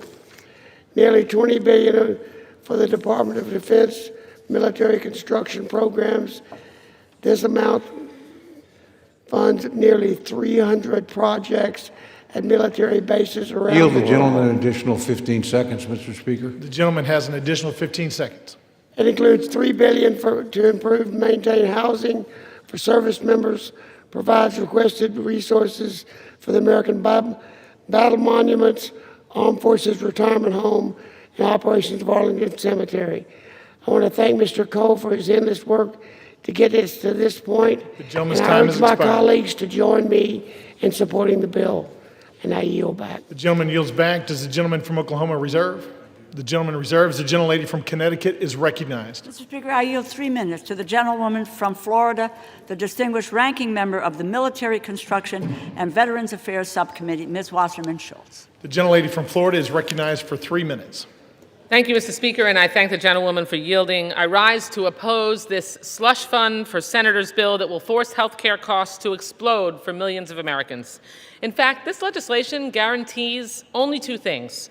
Republican senators suspected of helping Trump try to steal an election will get a whole lot richer, and life will get more expensive for everyone else. That's because this bill adds rocket fuel to Republicans' larger assault on Americans' access to quality, affordable health care. Remember, Mr. Speaker, Republicans already slashed $1 trillion from Medicaid, $500 billion from Medicare, and let Trump steal billions in medical research. But with this bill, Republicans dump massive health care price hikes on struggling Americans. Millions will be priced out of any coverage at all, which will drive coverage costs up and health services down for all of us. It's a health budget nightmare for America's families and a slush fund lottery win for 8 Republican senators. Because the one thing that we can all agree on, unless you're Jeffrey Epstein's best friend in the White House, is that the cost of living is out of control. Rent, home insurance, and electric bills are all soaring. The cost of beef, coffee, and vegetables just keep climbing. People are really struggling to get by. Yet Donald Trump continues to block SNAP benefits to 42 million struggling seniors, patients, and veterans. How anyone could swipe food from the plates of nearly 20 million children like that is simply disgusting, but that same moral bankruptcy is embedded in this bill. This bill unleashes huge health insurance hikes on 203,000 people in my district alone, and 82,000 people will lose coverage altogether due to the impact of the big ugly law and soaring ACA prices. Worse, this bill also reneges on our commitment to veterans. As the ranking member of the Military Construction and Veterans Affairs Appropriations Subcommittee, I take our promises to veterans personally and seriously. Just this summer, I secured bipartisan support for my amendment to restore $51.7 billion in advance funding for the Toxic Exposures Fund. This is funding, mind you, that President Trump sought in his budget. Yet as Republicans slipped a slush fund for senators into this bill, they gutted a critical funding protection for veterans. Just so we're all clear, average Americans will see their kitchen table budget blow up from the health coverage price hikes, and veterans will see their future health care funding for toxic exposures put in jeopardy. All so billionaires can keep getting huge tax breaks. It's hard to pick between the worst moral outrages behind this bill. Was it covering up for Epstein's best friend for nearly 2 months, just so Republicans could vacation and avoid negotiating a better health care plan for our struggling families? Or is it the slush fund that personally enriches Republican senators and will haunt everyone who votes for this bill? Well, House Democrats will oppose this partisan spending bill that guts America's health care, and we'll keep fighting to extend health care tax credits.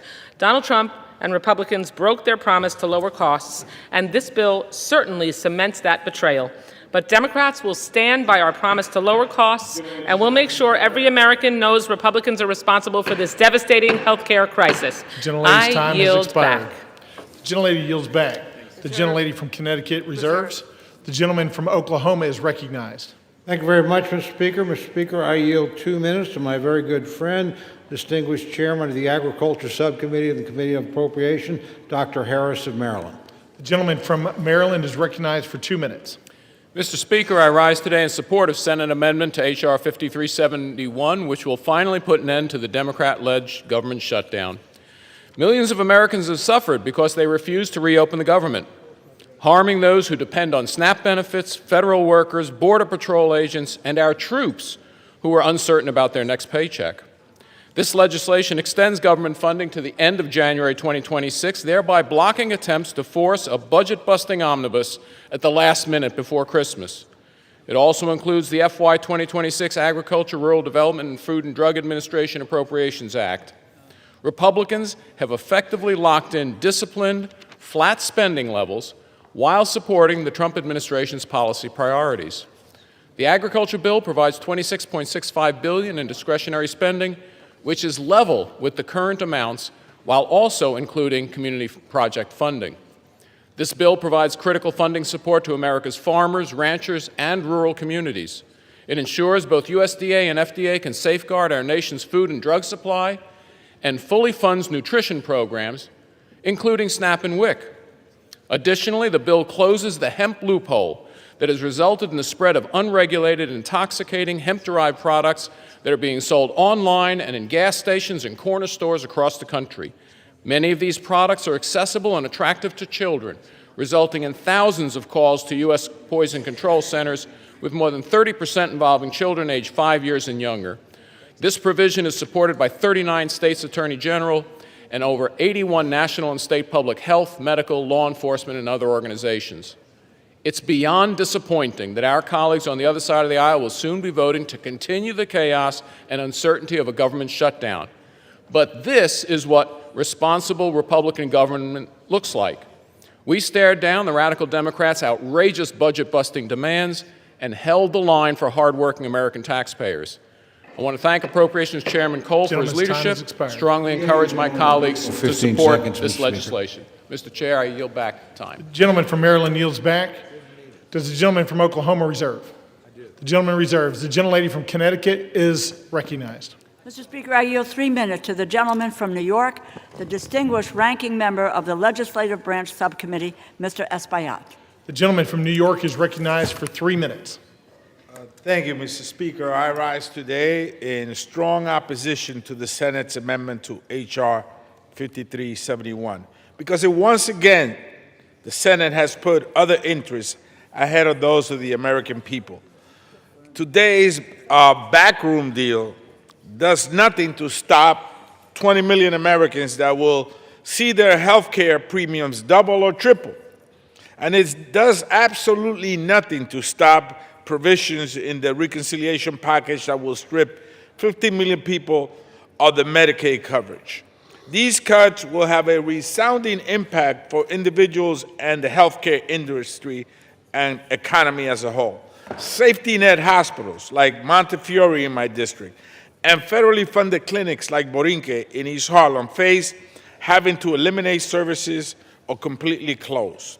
Families, seniors, and children who go to these clinics and hospitals cannot afford to lose health care coverage. On top of that, Mr. Speaker, the legislative branch bill, which was done unilaterally not with the consultation of both sides. It was done on its own, in the Senate, in the dark, in cahoots with a bunch of people, includes a provision that will line the pockets of 8 senators that we know of by allowing them to sue the government for millions of dollars if the Department of Justice subpoenas their phone records or seeks a lawful non-disclosure order. While families in my district are stretching every single dollar just to pay for food and rent, senators want a personal payout if law enforcement dares to hold them accountable. At every turn of this shutdown and fight for health care access, Republicans and the Trump administration have tried to inflict suffering as much as possible. For weeks, the administration held food stamps hostage. And even when some states comply with a court ruling to release full benefits, the president demanded that they be clawed back. Even when governors stepped up and said, we don't want people to go hungry, they ran to court, Mr. Speaker, to take $6.20 away from poor people. Who does that? Explain that to me. Who takes $6.20 away from a single mom or a hungry senior? That's the state of America today. Unbelievable. And here we are to vote on this. I will be casting my vote as a no. In fact, it will be a hell no tonight. The gentleman from New York yields back. The gentlelady from Connecticut reserves. The gentleman from Oklahoma is recognized. Thank you, Mr. Speaker. Mr. Speaker, I yield 2 minutes to my very good friend, the distinguished gentlelady from Michigan and chairman of the House Republican Conference, Ms. McClain. The gentlelady from Michigan is recognized for 2 minutes. Thank you, Mr. Chairman, and thank you, Mr. Speaker. And God, I love the compassion and the passion on the other side of the aisle. You know, we're worried about taking money out of families. Well, you know what? Y'all can do the right thing and vote yes. If not, you're the ones that are taking money from needy families, not us, because yes means yes, we want to feed the families. We want to have SNAP programs. No means we don't fund those programs. See how simple that is? But keep on with the rhetoric. I mean, it's cute, but the American people don't buy it. So, I mean, listen, for the past 40 days, Democrats have inflicted needless pain on hardworking Americans. They stranded millions of travelers. They denied food assistance for hungry families. And how did they do that? When you vote no to continue funding, that means you deny food stamps for hungry families. No means no, you don't want to pay them. Yes, like the Republicans vote, that means yes, we do want to pay them. So, you know, they left our troops wondering when they'd get their next paycheck. And for what, Mr. Speaker? To use the American people as leverage. Don't take my word for it, take theirs.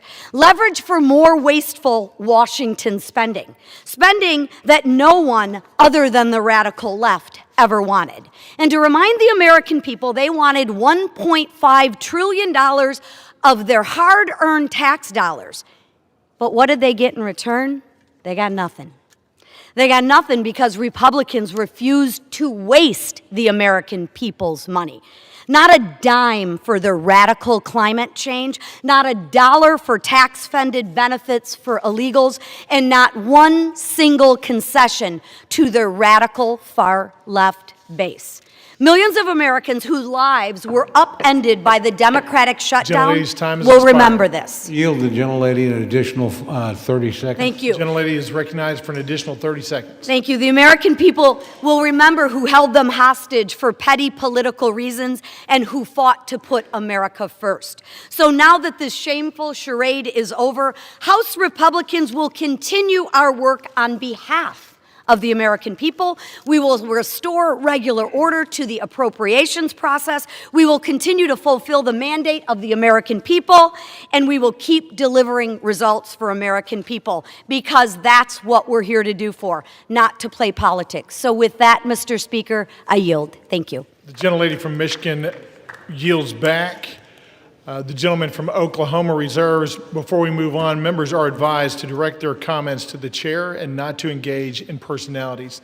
The gentlelady from Connecticut is recognized. Thank you, Mr. Speaker. I have the greatest honor, really, to yield time, 2 minutes time, to the gentlewoman from California, the distinguished Speaker Emerita, Ms. Pelosi, and I might add, probably the epitome of the best speaker that this nation has ever had, in addition to which millions of Americans have health care coverage through the Affordable Care Act because of Speaker Pelosi, and she's also Italian-American. Thank you. I yield.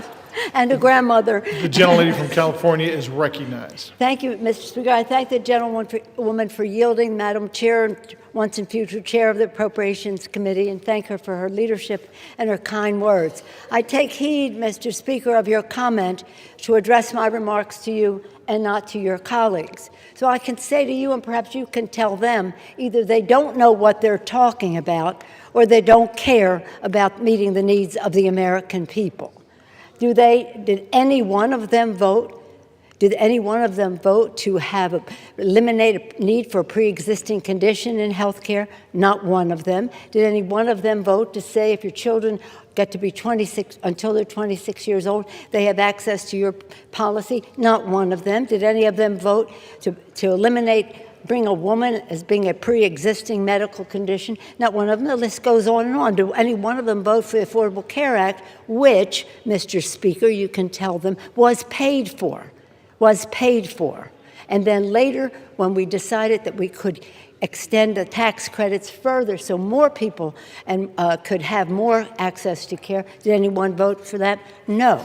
So all they have done is try to eliminate access to health care in our country. The public is catching on to them. You might tell them if a woman is born with a child that has a heart condition, she's out of luck with what they are proposing. If a father gets a stroke, forget about it. If you have a sibling with a disability, they don't care. And if your wife has breast cancer, you've got big bills to pay because they want to take away health care, whether it's Medicaid to tens of millions of people, $500 billion from Medicare for seniors and people with disabilities, millions of dollars added to the cost for families for access to the Affordable Care Act. The list goes on and on. Either they don't know or they don't care. I'll say one more thing as a grandmother and a mother. How about the President of the United States on Halloween night having a Halloween party? A Halloween party and saying to the Supreme Court, please don't make me feed the children or the poor people in our country. Going to the Supreme Court for that means cruelty is not even comes close to the word that is needed for that kind of behavior. The worst president for children America has ever seen. I yield back. The gentlelady from California yields back. The gentlelady from Connecticut reserves. The gentleman from Oklahoma is recognized. Thank you, Mr. Speaker. Mr. Speaker, I yield 2 minutes to my very good friend, distinguished gentleman from West Virginia and member of the Legislative Branch Subcommittee of the Committee of Appropriations, Mr. Moore. The gentleman from West Virginia is recognized for 2 minutes. Thank you, Mr. Speaker. I rise today to support the Senate amendment to H.R. 5371, which includes full funding for the legislative branch. I'm honored to serve as the vice chairman of the Legislative Branch Subcommittee, and I'm grateful to Chairman Valadao for his leadership on that committee. It has been a long road to bring this bill to the floor, a road that was made significantly longer by totally unnecessary Schumer shutdown that we've been living in. The bill before us not only reopens the entire government, but ensures that the House and its supporting agencies remain working for the American people. The bill invests in safety and security. It increases funding for the Capitol Police, provides support for security programs through the House Sergeant at Arms, and is tough on foreign adversaries, including language I wrote, preventing the purchase of technology tied to the Chinese Communist Party. I want to thank Chairman Cole for his leadership and Ranking Member Espaillat and our subcommittee members and their staff and our staff and their work. And I urge my colleagues to vote yes. I yield back. The gentleman from West Virginia yields back. The gentleman from Oklahoma reserves. The gentlelady from Connecticut is recognized. Mr. Speaker, I yield 1 minute to the gentlewoman from Ohio, the distinguished ranking member of the Energy and Water Subcommittee, Ms. Capter. The gentlelady from Ohio is recognized for 1 minute. I thank the ranking member for yielding, Congresswoman DeLauro. Congress today should vote for affordable health insurance for Americans and reduce its rising costs. Instead, in the dead of night, 8 Senate Republicans slipped into this bill a payola for themselves, literally raking millions of dollars to themselves. This payola, it's called corruption. Corruption. Millions of taxpayer dollars now are slated for Senators Graham, Hagerty, Hawley, Sullivan, Tuberville, Johnson, Loomis, and Blackburn. Each is teed up to personally rake in a minimum of $500,000 up to $1.5 million. Meanwhile, the American people need more affordable health insurance, but these senators, with their House allies, are lining their own pockets. I say no more tax breaks to billionaires and no payoffs to U.S. senators. This is what happens when power serves itself instead of the people. This isn't leadership, it's corruption disguised as legislation. Will the gentleman yield me 10 seconds? The gentlewoman's time has expired. No? Let's cleanse America of disgusting corruption. Power corrupts, absolute power corrupts absolutely. The gentleman from Connecticut reserves. The gentleman from Oklahoma is recognized. Thank you very much, Mr. Speaker. Mr. Speaker, I yield 2 minutes to my very good friend, distinguished member from Washington and distinguished member of the Appropriations Committee, Mr. Newhouse. The gentleman is recognized. Thank you, Mr. Cole, for yielding the time. Mr. Speaker, over 40 days after the Senate Democrats shut down the federal government, we are finally reopening. The result of the shutdown has been thousands of employee furloughs, major disruptions to our air travel, service members going without pay, delayed food assistance for low-income individuals and families, and much, much more. Mr. Speaker, as a member of the House Appropriations Committee, the responsibility of funding the federal government is one that I take very seriously, especially in light of our nation's debt surpassing $38 trillion. The performative tactics that we have watched over the last 7 weeks have truly been a disservice to Americans. And my friends across the aisle should never have put leverage or politics over those people that they represent. But the most important thing right now is that we get back to work, making sure the federal government can provide the essential services that people depend on, and that Congress can continue working to pass full-year funding legislation providing responsible federal spending and fund those essential services. Mr. Speaker, we are making significant progress with the inclusion of these 3 appropriation bills, but our work is far from over. I encourage all my colleagues on both sides of the aisle to support this deal, vote to end this unnecessary shutdown, and help us get back to the business of hardworking Americans across this country. Thank you, and I yield back. Gentleman yields. The gentleman from Oklahoma reserves. The gentlewoman from Connecticut is recognized. Speaker, I yield 1 minute to the gentlewoman from Minnesota, the distinguished ranking member of the Defense Subcommittee, Ms. McCollum. The gentlewoman is recognized. Mr. Speaker, Donald Trump and Republicans control the entire government. For 42 days, Republicans shut it down. Why? Because they refuse to extend tax credits to help millions of Americans afford their health care. And if that wasn't bad enough, President Trump even withheld food assistance during the shutdown. Hunger should never be used as a weapon. The CR continues the Republican health care crisis. The Speaker's already said he won't hold a vote to extend the Affordable Care Act tax credits to reduce health care costs for Americans. So now my constituents are going to have to choose between heating their homes, feeding their families, or taking their children to the doctor. It's a terrible deal for the American people. Americans deserve an open and transparent government that works for them. They deserve access to affordable health care, nutritious food for their families. And that's what Democrats are fighting for. I wish the President and the Republicans would join us in this fight and share our priorities. I yield back. The gentlewoman from Connecticut reserves. The gentleman from Oklahoma is recognized. Thank you very much, Mr. Speaker. I yield 1 minute to my very good friend, the gentleman from Missouri and member of the Appropriations Committee, Mr. Alford. The gentleman is recognized. Well, thank you, Chairman Cole, for your leadership. Mr. Speaker, in the words of Yogi Berra, this seems like deja vu all over again. 59 days ago, I stood at this very lectern debating the ranking member and a friend of mine over the continuing resolution to keep our government open. On September 19th, we did our work in this body, but Senate Democrats chose to hold America hostage with the Schumer shutdown.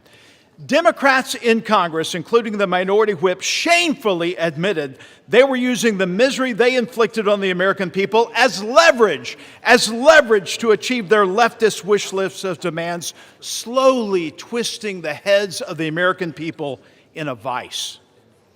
Tonight, I'm relieved to say the misery of the Schumer shutdown is on our doorstep. Mr. Speaker, this package proves that when Republicans stay united and put America first, we can govern with strength, compassion, and common sense. Tonight, Mr. Speaker, tonight we will reopen the government and liberate the Schumer hostages. And with that, I yield back. The gentleman yields. The gentleman from Oklahoma reserves. The gentlewoman from Connecticut is recognized. Mr. Speaker, I yield 1 minute to the gentlewoman from California, a member of the Appropriations Committee, Mrs. Torres. The gentlewoman is recognized. Mr. Speaker, I rise in strong opposition of this deeply flawed bill because the American people deserve better. Since Trump returned to office, Republicans have created an affordability nightmare, a mass transfer of hard-earned taxpayers' dollars to billionaires. In my district alone, more than 350,000 people are facing skyrocketing health care costs or cuts to critical services.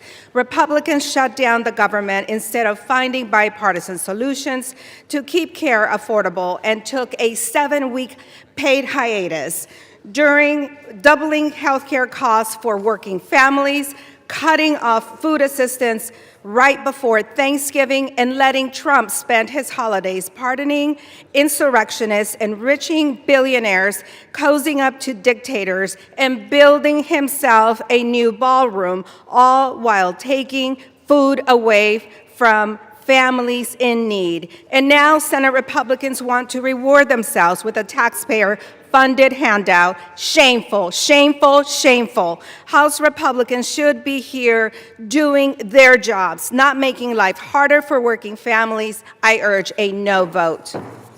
Members are advised to direct their comments to the chair and not to engage in personalities toward the president. The gentlewoman from Connecticut reserves. The gentleman from Oklahoma is recognized. Thank you, Mr. Speaker. Mr. Speaker, I yield 1 minute to my very good friend, distinguished gentleman from Texas and chairman of the House Budget Committee, Mr. Arrington. The gentleman is recognized. Mr. Speaker, the Democrats rejecting a clean CR, shutting the government down, creating all the havoc, the pain and suffering for our fellow Americans is so obviously disingenuous. They never vote against clean CRs. Never. For 4 years under Biden, you all didn't reject one clean CR. Chuck Schumer, in 44 years, never rejected a clean CR. So, Mr. Speaker, what's it about? They say policy. They put forward a proposal, Mr. Chairman. They said it's about health care for illegals. They repeal work requirements for able-bodied adults. That's an 80-20 issue in this country. They put forward a spending bill of $1.5 trillion. That's twice the discretionary budget. Mr. Chairman, they'd be spending more money than we've ever spent outside of COVID. That's their counter-proposal. It's not only disingenuous, it's unserious. So what's it about? It's about politics. It's about resisting and fighting and undermining Donald Trump. But here's the deal. They're not fighting and resisting Donald Trump. They're undermining the will of the American people that gave Trump the presidency. Yield the gentleman an additional 15 seconds. The gentleman is recognized. They undermined the will of the people who overwhelmingly elected President Trump and gave him the mandate of the America First agenda. So you're not resisting us. You're posturing and placating the radical left. And you are holding back what the American people wanted, and that was a new direction for this country. I yield back. Members are reminded to please direct their comments only to the chair. The gentleman from Oklahoma reserves. The gentlewoman from Connecticut is recognized. Mr. Speaker, I yield 1 minute to the gentleman from New Jersey, the distinguished ranking member of the Energy and Commerce Committee, Mr. Pallone. The gentleman is recognized. Thank you, Mr. Speaker. I want my colleagues to understand that when the Affordable Care Act was adopted, it was adopted for middle-class people who could not afford health insurance. They had no other option. They had nowhere to go. You just would end up without health insurance. I have constituents coming to me now crying because their insurance is going from $500 a month to $1,500 a month. That's an increase of $1,000 a month. Who can afford that? No one in the middle class. At the end of 2024 last year, during a Democratic administration, the number of insured Americans was at a record high of about 95%. Democrats worked for that. Then Trump comes in, the Republicans come in with their big, ugly bill, and they make cuts to Medicaid, cuts to hospitals and nursing homes, and no funding to extend the ACA tax credits. So what's going to happen? More and more people will have no health insurance. That's the bottom line. They will not have health insurance, and the Republicans don't seem to care. But I want you to know that the Democrats care and will continue to fight for you. The gentleman yields. The gentlewoman from Connecticut reserves. The gentleman from Oklahoma is recognized. Thank you, Mr. Speaker. Speaker, I yield 1 minute to the distinguished gentleman from Guam, my very good friend, Mr. Moylan. The gentleman is recognized. Thank you to my friend from Oklahoma. Mr. Speaker, Guam is home to 3,372 federal employees, more than 43,000 SNAP recipients, and over 9,000 WIC recipients, and more than 20,000 veterans, all of whom have been impacted by this shutdown. If we continue to put politics over our country, my constituents will continue to suffer. Simply put, this gets us back on track, ensures funding for those who need it is in place, and turns the lights back on. This bill ensures that families receive the assistance they need, veterans have access to care, and our island is reimbursed for the sacrifice we made to keep federal programs running during this difficult time. I urge my colleagues to support this bill and to deliver for American people. The time for deliberation is when the government is open and people have the assistance they need. I reserve. The gentleman yields. The gentleman from Oklahoma reserves. The gentlewoman from Connecticut is recognized. Mr. Speaker, I yield 1 minute to the gentleman from Massachusetts, the distinguished ranking member of the Ways and Means Committee, Mr. Neal. The gentleman is recognized. Thank the gentlelady. Mr. Speaker, the destruction that is taking place in America's healthcare system during these 10 months is unbelievable. They've eviscerated the National Institutes of Health. They've cut back on the Centers for Disease Control, billions of dollars from Medicaid for a tax cut for the wealthy. Wait till you see what's coming to America's hospitals after the next election. It's so contrived they waited until after the election to implement it. 24 million people are likely to lose health insurance if we don't implement these tax credits as suggested. The emergency room is going to be back in full force now because this is where people will go for their health care. All of this is taking place to justify a tax cut for people at the very top. And here's the real kicker. Our Republican colleagues of fiscal probity borrowed the money for the tax cuts. In 2017, it's $2.4 trillion. In the last tax bill, almost $4 trillion is borrowed for a tax cut for wealthy people. Whatever happened to the fiscal soundness that the Republican Party used to lecture everybody on? And I yield back the balance of my time. The gentleman yields. The gentlewoman from Connecticut reserves. The gentleman from Oklahoma is recognized. Thank you very much, Mr. Speaker. Mr. Speaker, I yield 1 minute to my very good friend, the distinguished gentleman from Pennsylvania, Mr. Muser. The gentleman is recognized. I thank Chairman Cole for his leadership. Mr. Speaker, if this were a library, we would have the fiction side over there and the nonfiction side over here. The only thing that's not fiction, however, is their consistent criticism of the healthcare system known as Obamacare that they created. That's what this fight seems to be about. And that's the one end of things that is truthful. Today, Mr. Speaker, after 6 weeks of no pain, or excuse me, lots of pain and no gain, they're going to vote again to keep the government closed. They're going to vote again. They're whipping their votes so they would not be paying federal workers. They won't be funding essential programs like SNAP. and undo the chaos at our airports. Okay, I spent the last 43 days in my district talking with these groups, talking with SNAP, talking with Head Start, seeing their pain, realizing it, understanding it. Some of my colleagues did the same, but shockingly, they're still going to vote to keep the government closed and keep this funding from being delivered. It's time to fix the damage the Democrats have caused. With this vote tonight, Republicans will restore SNAP payments. We'll get TSA and air traffic control. Yield the gentleman an additional 15 seconds. And you know what, Thank you, Chairman. And you know what, Mr. Speaker? Yesterday was Veterans Day. Veterans didn't fight for the red. They didn't fight for the blue. They fought for the red, white, and blue. Maybe tonight we can follow their example. I yield back. The gentleman yields. The gentleman from Oklahoma reserves. The gentlewoman from Connecticut is recognized. Mr. Speaker, I yield 1 minute to the gentlewoman from Washington, Ms. Del Bene. The gentlewoman is recognized. Thank you, Mr. Speaker. This bill fails to address the fundamental needs of families across our country. Americans have made it crystal clear that affordability is their #1 concern. President Trump and Republicans promised to lower costs on day one, and that's been one big broken promise. Healthcare premiums are skyrocketing because Republicans refuse to extend the ACA tax credits, causing healthcare costs to go up for everyone. Over 4 million people will be forced off their coverage next year because it's too expensive. This is on top of soaring prices for food, energy, and housing. It's unacceptable for the wealthiest nation in the world. Republicans who say they support affordable health care should be standing up for their constituents rather than following in line behind President Trump. I'm going to keep fighting for affordable health care and lower costs. The American people deserve better. I yield back. The gentlewoman yields. The gentlewoman from Connecticut reserves. The gentleman from Oklahoma is recognized. Thank you very much, Mr. Speaker. Mr. Speaker, I yield 90 seconds to my very good friend, the distinguished gentleman from Texas, Mr. Gooden. The gentleman is recognized. Thank you, Mr. Speaker. Throughout this sham and shame of a shutdown, we've heard so many lies from the Democrats. And over the last 45 days, and especially the last 45 minutes, I've heard them say this is an evil bill. Republicans don't care about the disabled. Trump is the worst president in history for children. They've said that Republicans are to blame for the fentanyl crisis. Republicans shouldn't take photos with veterans. January 6th, of course they mentioned that. Republicans are corrupt, and they've said that Republicans are starving kids.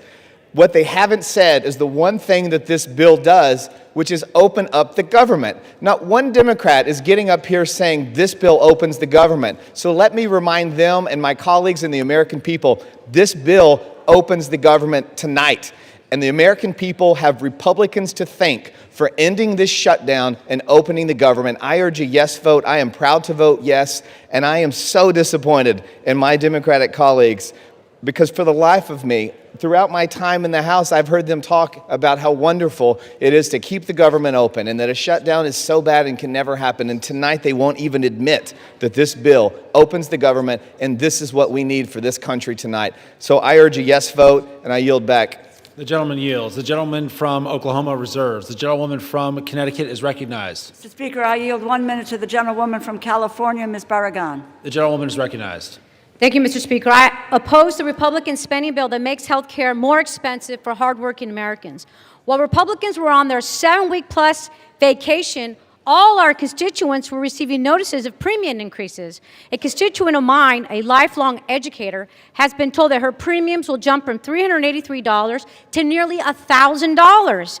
Meanwhile, Trump and Republicans can find money for a fancy ballroom. They can give tax breaks to billionaires. And they even included millions of dollars in cash payouts in this bill for 8 Republican senators. If anyone else in government gave themselves millions in taxpayer money, they would go to prison. But for Americans trying to afford health care, not $1 in tax credits. House Democrats are united against this corrupt bill and will keep fighting to protect America's health care. I urge my colleagues to reject this bill. I yield back. The gentlewoman yields. The gentlewoman from Connecticut reserves. The gentleman from Oklahoma is recognized. Thank you very much, Mr. Speaker. I yield myself such time as I may consume. Mr. Speaker, it's been an interesting debate. Frankly, as a couple of my colleagues have suggested, a lot of the rhetoric on the other side hasn't had much to do with the legislation in front of us. My friends chose all on their own to shut the government down 43 days ago. During that time, soldiers have had to worry about getting paid. The only reason they were paid is the President of the United States managed to pull a rabbit out of the hat twice, or we've had military families completely unpaid. We have our air traffic controllers. Most of us flew here today or yesterday or in recent days. They're keeping the skies as safe as they can, but they haven't gotten paid. We're in this Capitol building. We're under the protection of the Capitol Police. They do a splendid job. They keep doing their job. They haven't been paid. We have people that are in desperate need of some of the services that this government has promised to give them. SNAP and WIC, that's at risk unless we pass this legislation tonight. So we can have all these debates about all these other issues. As a matter of fact, my friend the Speaker, his counterpart in the United States Senate, the Majority Leader, and the President have said, when you open the government, we'll be happy to talk to you about some of these issues. But you're not going to shut down the government, punish the American people, put people's lives at risk, and think we're going to sit down and negotiate with you under those circumstances. That is not going to happen. We told you 43 days ago, from bitter experience, government shutdowns don't work. They never achieve the objective that you announced. And guess what? You haven't achieved that objective yet, and you're not going to. We did the same thing twice, so I'm not saying that we've got clean hands over here. You guys did it on DACA, didn't work here, not going to work here. Only people that have suffered have been the American people, the people that we're all here to serve. So let's keep the focus on getting the government back open. I would also add, and I appreciate this very much, there have been robust discussions back and forth, and we have 3 appropriations bills attached to this. They're appropriations bills that do important things. The Ag bill will make sure that people that rely on WIC and SNAP don't have to worry about another government shutdown between now and September 30th of next year. The Ledge Branch bill will make sure that the Capitol Police and everybody else at staff that allow this chamber to function don't have to worry about not getting paid until September 30th of next year. And obviously, military construction and, more importantly, veterans rely on benefits commitments we have made. Passage of this bill makes sure that those commitments will be fulfilled between now and September 30th next year. And we buy the time to sit down and rationally and responsibly negotiate other appropriations bills that we can bring, I hope, in a bipartisan basis to this floor to keep the government open. So I would just ask my friends to reflect on that. I hope some of you feel the weight of that decision. I know you do. And I hope you can vote to keep the government open. There's no excuse to shut it down. The United States Senate operated to keep it open in a bipartisan fashion. Now, it took them a long time to do it, but they got there. Let's not follow that example. Let's follow when they finally got the job done, they sent us a product. It's not a perfect product. It's got some things in it I don't like. But frankly, if we kept the government open, we would have never been in this situation in the first place. So I would just ask my friends to remember their constituents. I know they think about them. I know they're serious about the points they make. Reopen the government. Raise your issues. Let's see if we can come to a negotiated settlement. But let's not punish the American people. A no vote on this, again, means soldiers and military families don't get paid. A no vote means that people in need of SNAP and WIC might not get it. A no vote means the people that allow us to come here and debate and work won't get paid either. I can go down the list of horrors. It's pretty simple. This is a vote about 2 things. Opening the government of the United States, which you willfully tried to shut down, fortunately did not succeed in that in this chamber, but some of your colleagues, using arcane Senate rules, did manage to do it, but finally came to their senses. You ought to pay attention to those people. They said, enough is enough. Let's reopen the government. I would urge my colleagues to do that today, and I hope it's done in a bipartisan way. With that, I reserve the balance of my time, Mr. Speaker. The gentleman reserves, and members are reminded to direct their remarks only to the chair. The gentlewoman from Connecticut is recognized. Mr. Speaker, I yield 3 minutes to the gentlewoman from Massachusetts, the distinguished Democratic whip, Ms. Clark. The gentlewoman is recognized. Thank you. Donald Trump said the cost of living crisis is fake news, a con job by the Democrats. Mr. Speaker, 60% of Americans can't afford a basic quality of life. 45% have had to skip a doctor's appointment or a prescription because they can't afford it. 41% are living with medical debt. The American people are simply not making it. Not only is that crisis real, it is a crisis that Republicans promised to solve. Voters believe them. And now, after a 54-day hiatus, what are Republicans doing? They're voting to raise the cost of living. They're voting to make it even harder to get by. Not by some marginal amount. They are doubling, tripling, and quadrupling monthly premiums. And what's the defense? They are looking people in the eye and flat out gaslighting them. Costs aren't up, costs are down. Trump says, I don't want to hear about the affordability. Well, get used to hearing about it. You're going to hear about it a lot because people are feeling it every single day. People can't make rent. They can't afford their prescriptions. They can't afford to take their kid to a doctor. They can't find childcare, and when they find it, they can't afford that either. Grocery and utility bills are spiking.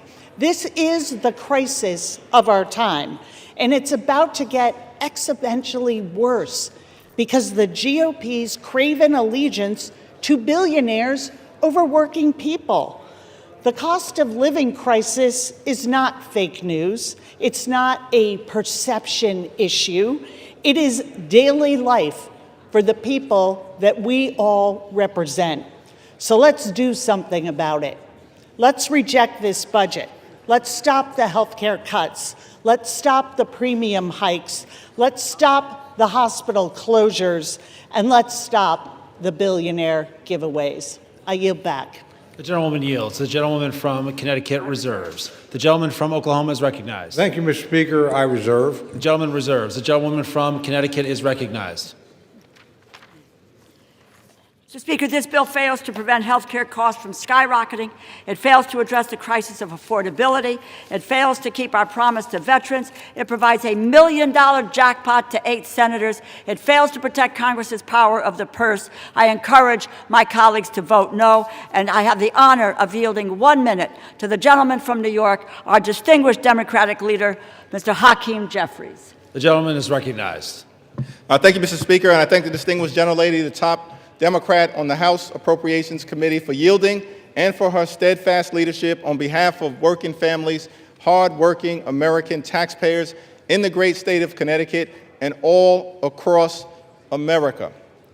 Mr. Speaker, I rise today in strong opposition to this woefully inadequate spending bill that fails to decisively address the Republican health care crisis and fails to extend the Affordable Care Act tax credits for tens of millions of Americans.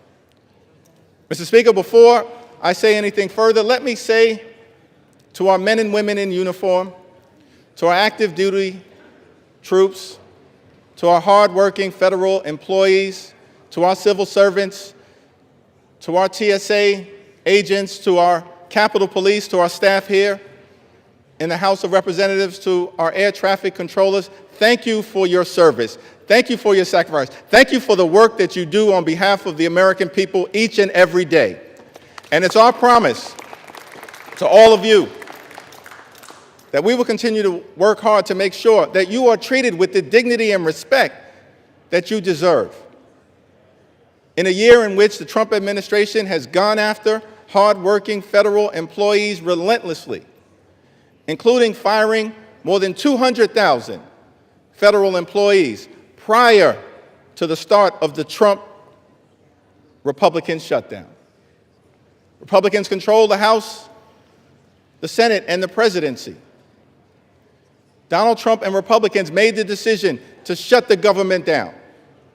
the longest shutdown in American history, would rather do that than provide health care that's affordable to working class Americans, middle class Americans, and hardworking American taxpayers. All across the country, I'm certain that there are people in America asking the question, where do we go from here? House Democrats have a simple answer. We will continue to fight to lower the high cost of living. House Democrats will continue to fight to address the health care crisis that Republicans have created. And House Democrats will continue to fight to extend the Affordable Care Act tax credits for tens of millions of Americans. This fight is not over. We're just getting started. We'll fight today. We'll fight tomorrow. We'll fight this week. We'll fight next week. We'll fight this month. We'll fight next month. We'll fight until we win this battle for the American people. That's our commitment as House Democrats. And there's only two ways that this fight will end. Only two ways, Mr. Speaker, that this fight will end. Either Republicans finally decide to extend the Affordable Care Act tax credits this year, or the American people will throw Republicans out of their jobs next year and end the speakership of Donald J. Trump once and for all. That's how this fight ends. Mr. Speaker, during this painful Trump-Republican shutdown, what we've seen is two different philosophies in terms of how to govern for the American people. The Democratic Party philosophy is clear. We are ready, willing, and able to find bipartisan common ground anytime, any place, to enact spending agreements that actually make life better for the American people. But in order to do that, we need to have partners on the other side of the aisle who are actually willing to find a bipartisan path forward. But what we've seen from Republicans from the very beginning of this presidency is a my way or the highway approach. That's been the Republican philosophy. Jam your extremism down the throats of the American people. That's what we've seen from day one of this presidency. That's the reason why the government has been shut down by Republicans and Donald Trump for the longest period of time in American history. What have we seen from Donald Trump and Republicans during this shutdown? A consistent unwillingness to actually find common ground in order to make life better for the American people. Donald Trump, during this shutdown, found the time to play golf week after week after week. Donald Trump found the time to pardon serial fraudsters like George Santos and Rudolph Giuliani. Donald Trump found the time to meet with the Chinese Communist Party. Donald Trump found the time to destroy the East Wing of the White House. Donald Trump found the time to extort $230 million from the Department of Justice so he could line his pockets. Donald Trump found the time to bail out Argentina with $40 billion. Donald Trump found the time to rip away SNAP benefits from 42 million Americans. Mr. Speaker, these extremists are not like us. They're not like us. They have zero interest in fighting hard to make life better for the American people. Their philosophy, my way or the highway, our response, get lost. We're going to continue to fight hard on behalf of the American people. In the midst of a health care crisis and a cost of living crisis that is very real, despite what Donald Trump, the leader of the Republican Party, has to say. He claims there is no affordability crisis in the United States of America. But why would anyone believe anything that Donald Trump or Republicans have to say on this issue? Because throughout 2024, before the election, Republicans in the House and in the Senate and Donald Trump on the campaign trail spent all of their time saying that costs were going to go down on day one. But costs haven't gone down. Republicans haven't done a damn thing to lower the high cost of living. Costs haven't gone down in this country. Costs have gone up. Inflation is on the way up. Housing costs, out of control. Grocery costs, out of control. Electricity bills, out of control. Healthcare costs, skyrocketing, out of control. And in the midst of this affordability crisis, seeing this, Democrats said, we've got to fight to make sure that we extend the Affordable Care Act tax credits so that tens of millions of people, working class folks, middle class folks, people in rural America, working class America, small town America, the heartland of America, black and brown communities all throughout America, don't experience premium increases that in some cases will go up by $1,000 or $2,000 per year. In many cases, month after month after month, $1,000 or $2,000 per month, tens of thousands of dollars per year. Unacceptable in this country, the wealthiest country in the history of the world. And this is in the midst of a Republican health care crisis. Republicans enacted the largest cut to Medicaid in American history, ripped health insurance away from 14 million Americans. As a result of Republican policies, hospitals, nursing homes, and community-based health centers are closing all across America, including in rural parts of this great country of ours. And now, because of Republican refusal to extend the Affordable Care Act tax credits, tens of millions of Americans are at risk of being unable to afford to go see a doctor when they need one. In this country, the wealthiest country in the history of the world, it can't be the case that health care is simply a privilege for the wealthy, the well-off, and the well-connected. Mr. Speaker, that's the Republican perspective. We believe as Democrats that health care has to be a right, and a right that's affordable and available to every single American in the United States. That's what this fight is all about. And that's what the fight will continue to be about as we move forward. Many of my Republican colleagues have suggested that they want to deal with the health care affordability issue, that they want to address the Republican health care crisis that's devastating people all across this country. Well, we have an opportunity for you to do so. There's a discharge petition connected to legislation that House Democrats have introduced to extend the Affordable Care Act tax credits for 3 years, because we believe that working class Americans, middle class Americans, and everyday Americans deserve the same level of certainty that Republicans always provide to the wealthy, the well-off, and their well-connected donors. Working class Americans deserve that level of certainty. So join us in extending the Affordable Care Act tax credits. It's not too late. We're in the midst of open enrollment, but the tax credits expire on December 31st. And we will stay on this issue until we get this issue resolved for everyday Americans.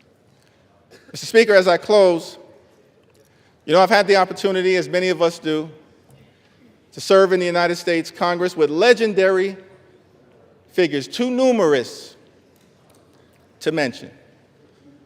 Legendary members, of course, Speaker Emerita Nancy Pelosi, Steny Hoyer, the great Jim Clyburn, Maxine Waters, Elijah Cummings, Charlie Rangel, our own Marcy Kaptur, the longest-serving woman in the history of the United States House of Representatives.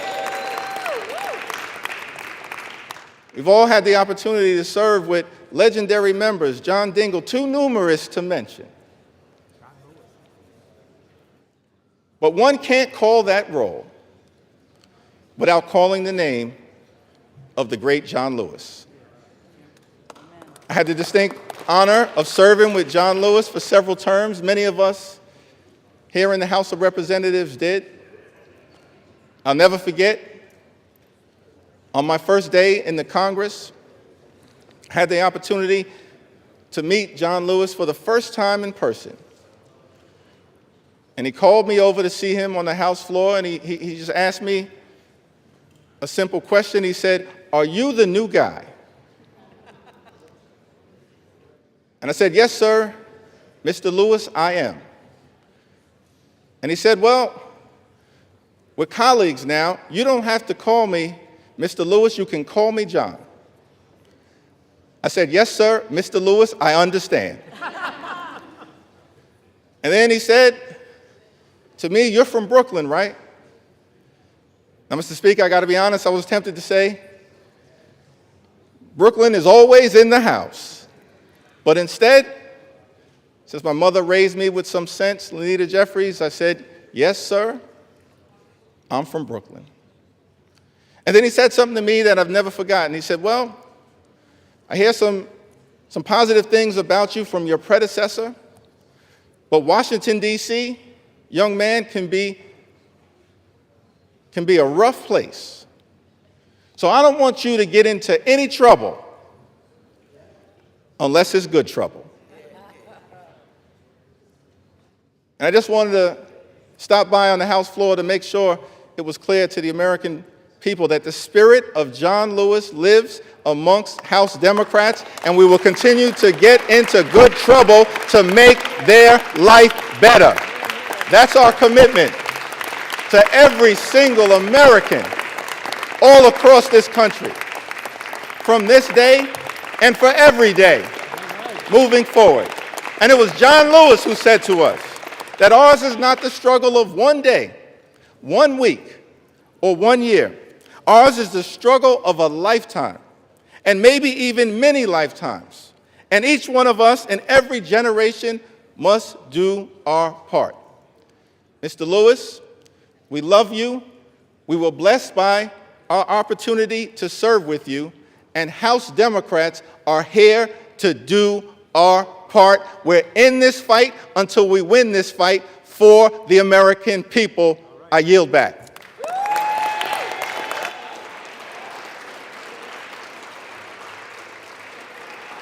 The gentleman yields.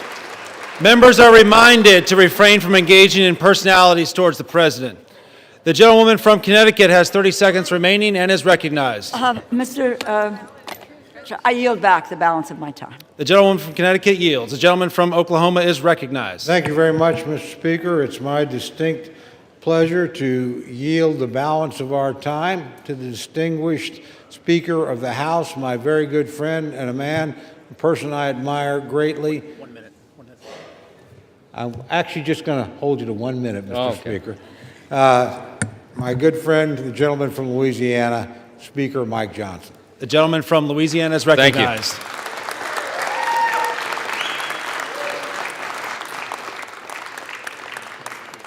I want to thank my friend Chairman Cole. Has done an extraordinary job in this process. And Mr. Speaker, we all know why we're here. House Democrats voted to shut the government down. It was 54 days ago when we had that vote, September 19th. And since that time, Senate Democrats have voted 14 times to close the government. Republicans voted a collective 15 times to open the government for the people, and the Democrats voted that many times to close it. And then they admitted, many of them, and we could name them here, but I'm not going to take the time, they admitted that they were using the American people as leverage in this political game. They knew that it would cause pain, and they did it anyway. The whole exercise was pointless. It was wrong, and it was cruel. In mere moments, I want you to watch the board. They're going to do it again. I'm going to guess for you that most of our Democrat colleagues are going to vote again to close the government, again to take food out of the mouths of families that need it, again to deny pay to federal employees, again to stall flights and cancel airlines and do all the rest that they've done. But we are not going to let them succeed in that gambit. And that's right. While the Democrats keep voting to shut the government down, Republicans are going to vote to open it back up. And with that, we're going to get the American government running again and working for the people as they deserve. I'm going to close with this. You know, as Speaker, you have the ability to talk as long as you want, but I'm not going to do that tonight. We're not going to waste any more time of the people.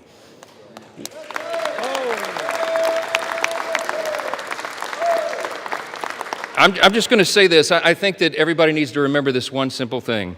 From the very beginning of this whole ordeal, On the Republican side, we operated in good faith. We offered a clean, nonpartisan CR. We were honest and transparent with the American people from the very beginning and every single day of the shutdown. We went out and looked right into the camera with a press conference and told the American people the simple truth.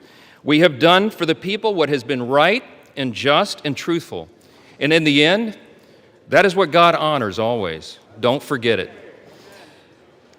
We need to get this government open as soon as possible, and I'm going to yield back the remainder of my time so we can do that. The American people demand it and deserve it. My friends, let's get this done. Thank you. I yield back.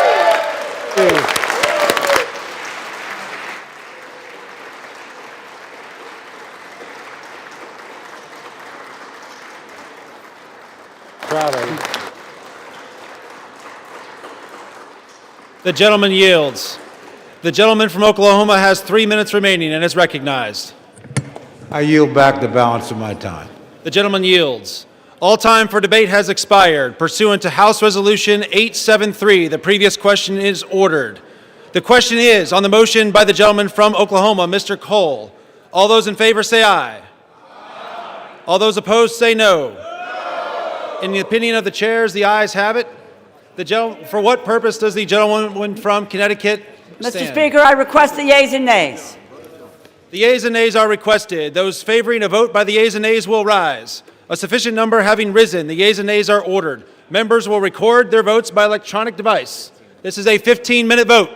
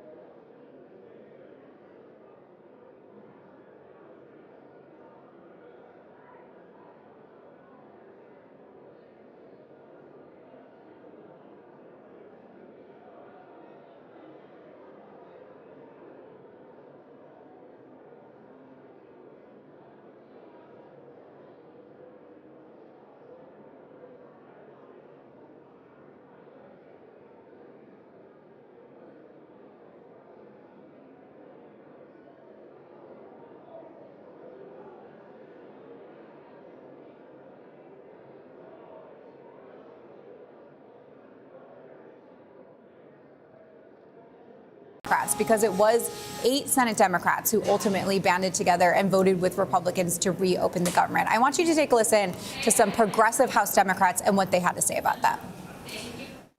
20 million Americans are going to see their premiums skyrocket. I don't think they like the fact that we didn't fight hard enough. This problem is bigger than one person, and it actually is bigger than the minority leader in the Senate. You had 8 Senate Democrats who coordinated their own votes on this. Many of them are also up in several cycles from now, with the hope that people are going to forget this moment.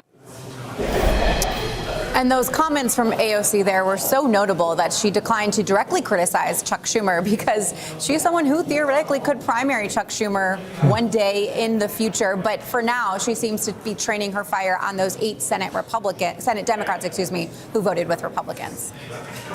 And speaking of the future, I mean, this only keeps the government funded through January if it passes here, right? Like, should we be bracing for another potential shutdown if there's no agreement on health subsidies come December? Well, I will say that some of the Senate Democrats who did support the funding deal out of the Senate said they reserve the right to vote against a funding bill in January if they feel like Republicans are not making a good faith effort to try to find a health care solution. So it's something that they not take off the table. But that being said, I do think that there's a lot of people who are frustrated, including the Democratic Party, and that no one really wants to go through this exercise.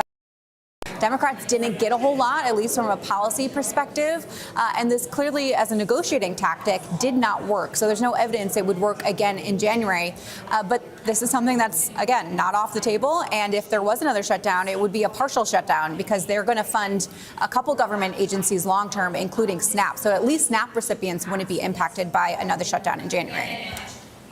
Are there any rumblings on what a framework for legislation could possibly look like in December when it comes to those subsidies? So Democrats have not decided what bill they're going to try to put forward in December. They were promised a vote on an ACA bill of their choosing. Initially, they were pushing just for a clean extension of those expiring subsidies. But I'm told that they're working behind the scenes, some of these sort of centrist moderates, to try to win over Republicans and see what it would take to actually get their votes, because they are determined to get a successful outcome here. And so potentially that would mean changing the income caps, changing the eligibility requirements, making some other modifications to this bill. So it's not just a simple, clean extension. Even then, though, Gadi, it still would be really hard to get this through, because House Speaker Mike Johnson has not committed to putting a similar bill on the House floor. Instead, there's a group of Republicans trying to come up with a complete alternative, something like putting money into people's pockets, more like a health savings account to try to buy health insurance of their choosing. So just a lot of uncertainty about those subsidies, and it's very possible that premiums for millions of Americans could skyrocket after this year. And I got to say, Mel, before the show, I was listening to the live stream, I heard Hakeem Jeffries, I heard Mike Johnson, the speaker, and the partisanship, we haven't really shown it, because right now all we're seeing is what's happening on the floor there and the milling about as the votes are tabulated. But the partisanship is in full effect, right? I mean, the Republicans are saying that they voted to open the government over and over and over again. The Democrats are characterizing this all as the Republicans' fault. How do you think we're going to see all of this play out over the next few days? I do think there could be some lasting friction here in the House of Representatives just over how all of this was playing out. Yesterday, there was a committee meeting, for example, and one of the Democrats kicked it off by saying, "Republicans, where the hell have you been?" A reference to the fact that Johnson has kept the House out of session for the last 50-some days while this shutdown has dragged on. But because they've been out of session, there's been a pileup of work that now the House has to get to now that they are returning. The shutdown might end tonight, but there's a whole list of things that they have to attend to, including long-term funding to ensure that there's not another shutdown in January. There's also the question of Epstein. I don't know if you're going to get into this in the show later, but there was a discharge petition today that was signed with a 218 signature. This is going to force a floor vote, and Speaker Mike Johnson just told reporters moments ago he's going to put an Epstein bill on the floor next week. So that drama not going away anytime soon. So there's going to be lasting consequences here in the House because of the shutdown, and also around the country. It's going to take time for workers to get their back pay. It's going to take time for flights to go back to normal. It's going to take time for the economy to recover, and there could still be long-lasting impacts to the economy, talking about in the billions of dollar range. So the shutdown is over, but the consequences will still very much linger. Yeah, we're going to be getting into the Epstein stuff in great detail in just a little bit. But I do notice we're looking at the tally here. We've got the yays, we've got the nays. Looks like there's one, possibly just ticked up to 2 Democrats in the yays. Any idea on who that is, or is this a procedural thing? Well, apologies for looking at my phone here, Gotti. We have colleagues who are in the House chamber right now. There's an electronic bulletin board that has the votes in real time. So they're able to sit there and look up at the screen and see who voted yes or no. We did just get in, we know of one yes, that's Golden, Jared Golden. He's the one I mentioned. He's from Maine. He voted for the CR when it came up in September. He's also retiring, and in his retirement speech, he actually talked about how frustrated he is with how toxic it's gotten and how partisan it has become on Capitol Hill. So not a total surprise that he was the yes vote. Unclear who the second yes vote is. I'll flag that for you, of course, as soon as we get it. But the fact that there are now 2 Democratic votes, that gives a cushion for Speaker Mike Johnson. He can afford to lose a couple more then, or if that other member who was absent earlier today doesn't show up for this vote, he could still get this through, especially now that it has that extra cushion from Democrats. Yeah, and it definitely slim margins, though, as we see those votes coming in. The time remaining, 5:25. And Mel, I think we're just going to let you go for just a second, get your notes in order and see what's going on, because I know you've been talking to us. But we'll bring in Gabe Gutierrez at the White House, because I do want to talk a little bit about the Trump factor in all of this. Gabe, what's the president doing tonight? Like, has he weighed in on the deal as the evening progresses here, and is he expected to sign it like within the hour or 2 hours after it passes the House? Well, Gotti, we've just gotten word from the White House that yes, the president does expect to sign this on camera, potentially somewhere later in the 9 o'clock hour. Of course, that timing is always fluid because of the way these things go. The timing could slide, of course. Right now, though, the president is actually hosting a private dinner here at the White House with business leaders from Wall Street, urging more investment in the U.S. We were hoping to get access to that.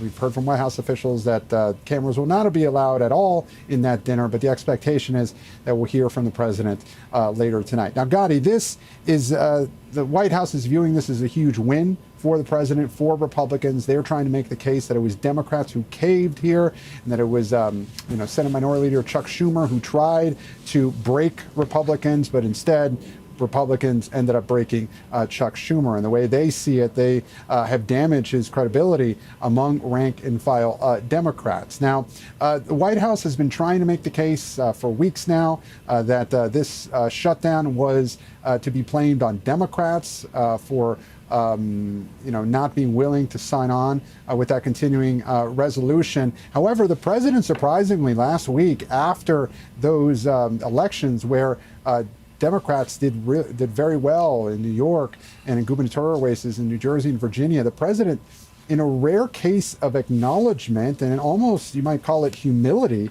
actually acknowledged that Republicans were the ones being blamed for this shutdown. Still, as soon as those moderate Democrats ended up agreeing to this deal late into this weekend, the White House has seized on the message that it was President Trump and the Republicans that stayed firm, and that it was ultimately the Democrats who caved here. So expect him later tonight, once he signs this bill, to speak about how it was the Republicans that stood by this and ultimately are very excited to get the government back and open once again. Still, there are many outstanding questions, as you just heard Mel discuss, about when the back pay will flow out to all these government workers, and when significantly air travel might get back to normal here. Got it. Yeah, I was just going to ask about that, Gabe. Do we have any solid information on if this passes, what checks will look like on payday on Friday at least? Well, it was the the government workers, the air traffic controllers that missed their second paycheck earlier this week. I believe it was on Tuesday. And from what we're hearing from the transportation secretary is that at least some of that back pay will be able to flow out almost immediately. Unclear, though, with some of the logistics with all these government workers, how quickly they will be able to get that full back pay. The larger question when it comes to how this affects, everyday Americans who might be traveling, it remains to be seen whether the airlines get their schedules back in order and put, because they have been canceling flights over these next couple of days, how quickly they get up to not just full staffing, but full schedule of flights. So that might take a couple of days to get straightened out. The transportation secretary had been making the case that, look, the staffing of air traffic controllers is a problem long before this, and that the administration had been seeing an increase in retirements from air traffic controllers as a result of the stress of this shutdown. However, the administration is hopeful that ahead of the Thanksgiving holiday, that things may get back to normal in the air. Now, turning the page here, President Trump wants to be talking a little bit more about the economy. He has been frustrated significantly that the Republicans haven't been messaging on affordability quite as much as he would have liked them to. He really comes back at any suggestion that is Democrats who have been more successful in the issue of messaging on affordability. Many observers have suggested that was a large reason why they did so well during last week's election. The president has been coming back and trying to fine-tune his economic message. He's been suggesting a lot of things over the last couple of days, floating the idea from that 50-year mortgage loan to those $2,000 rebates for Americans with regards to tariffs, and even that $10,000 bonus for air traffic controllers that did not call in sick during this government shutdown. So he has been trying to, again, shift his message a bit, trying to make the case that his administration has been beneficial for the American people, even though there have been cases in terms of some groceries that, inflation has ticked back up a little bit. The administration will come back and say, Gabe, not nearly as much as it did during President Biden's administration. And yes, Gotti, I'll send it back to you. Yeah, I hate to cut you off there, but the clock just ran out on the House floor. We've got 3 Democrats that have voted yay, Republicans 205. Let's listen in to what's happening on the House floor right now and to see how this has gone.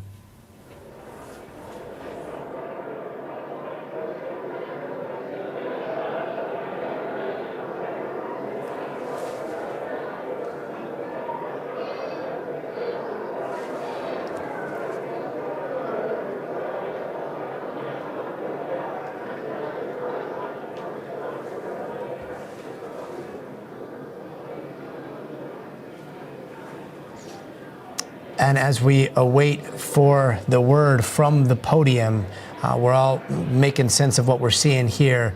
208, Republican yay, 4 yay, Democrats 204 nays.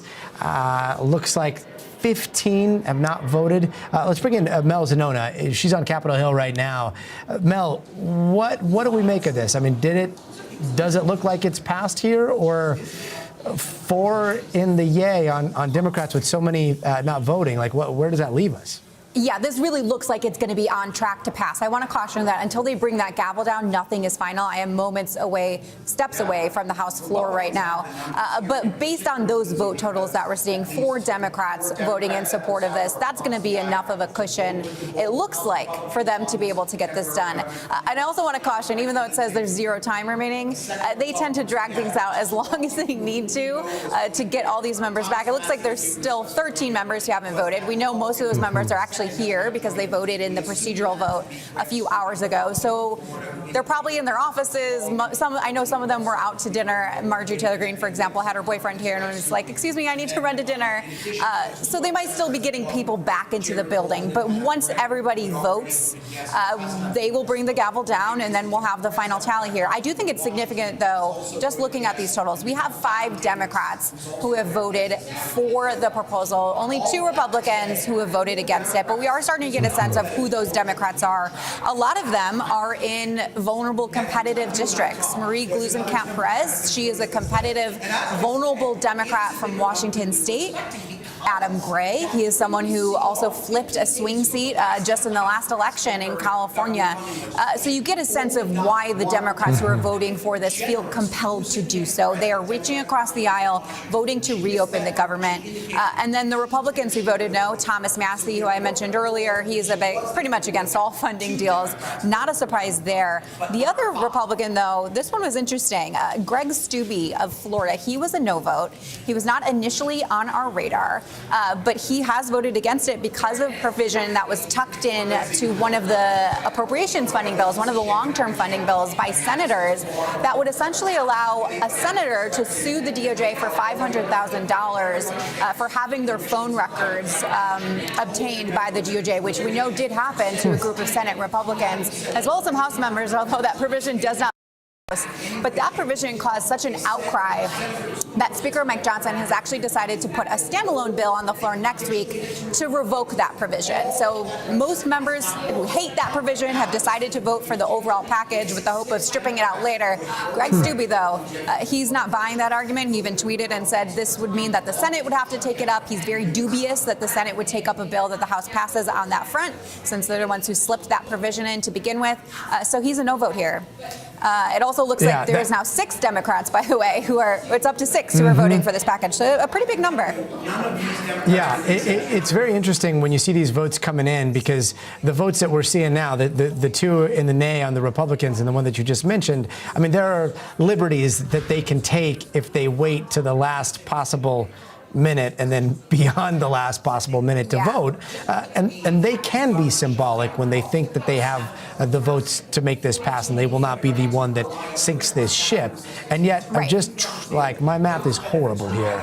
But from everything that I see, we've got 2 remaining. I mean, this thing passed. This thing looks like it is going to sail through. No surprises here, right? Yeah, I'm also not the greatest at math. I think that's why we're journalists, Gotti. But based on these numbers, there's no way this is going to fail. And it looks like they might be calling the gavel soon. Let's listen in here. Motion is adopted. Sure. Looks like.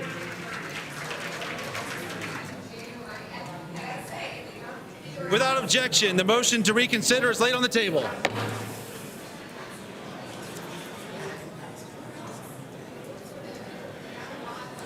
And with that, the government shutdown looks like it is at least ended in the House and the Senate, and it will now go to the president for his signature. Mel, if we still have you, how long does it take to get a piece of legislation from that podium over to the White House? Yeah, that is a great question, because there is a process that needs to take place. There is some paperwork. It needs to be transmitted technically to the White House before he can sign it. So it could take some time, but the White House pretty optimistic here that they will be able to have a signing ceremony around 9:45 p.m. this evening. They could also do more of a symbolic signing, even if they don't have the actual paperwork. Practically, it won't have that much of an impact, if this gets signed now or in 4 or 5 hours from now, when you're talking about the government shutdown itself and how they're going to start to unwind that process. But just stepping back here, Gotti, this is such a significant moment. This was the longest shutdown in U.S. history, over 40 days. We've never seen anything like this on Capitol Hill before, and it has now come to an end after 40-some days of stalemate and shutdown. And in the end, Democrats didn't really get a whole lot. They didn't get their chief demand, which was a guarantee of an extension of Affordable Care Act subsidies. So Republicans feel like they have a victory here. But Democrats are saying they may have lost the war, or the battle, excuse me, but maybe they're winning the war, because they have elevated the topic of health care to voters' minds, and that if there is a failure to extend those Obamacare subsidies, that Republicans are going to be the ones to own the health care crisis. But in this moment, a huge relief for so many federal workers all around the country, SNAP recipients whose critical food aid has been hanging in the balance, members of the military who did get their paychecks, but it was always a question of whether they were going to get paid or not. A lot of people impacted by this shutdown. That all ends tonight, Gotti. Mel Zanona, your reporting on all this has been incredible. Really, really appreciate it. I do want to bring in Gabe Gutierrez back out the White House. Gabe, you know, there's going to be a lot of paperwork from there until where you are, and yet, do you think that we're going to see possibly a symbolic signing in the Oval Office in the next hour or so by the president? Well, certainly. Look, at this point, we are still on track for that 9:45 signing.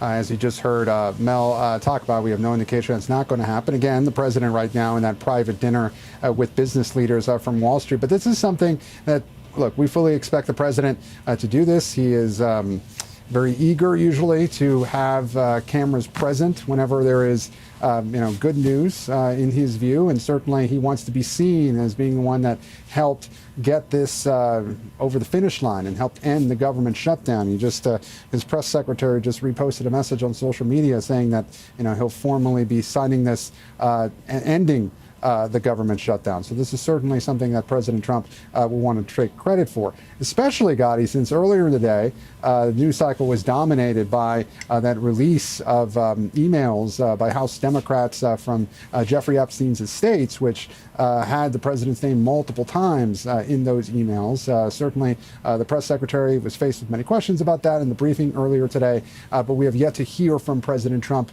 today. And this event tonight is something certainly that he would want to perhaps turn the page on that news cycle. So again, 9:45, that's what we're expecting here at the White House. And the president, as you just heard Mel talk about, will want to bring this longest ever government shutdown to a close, Guy. Yeah, and we'll be here to bring it to you live. Gabe Gutierrez, thank you so much for your coverage here. Let's bring in Caleb Silver, editor-in-chief of Investopedia.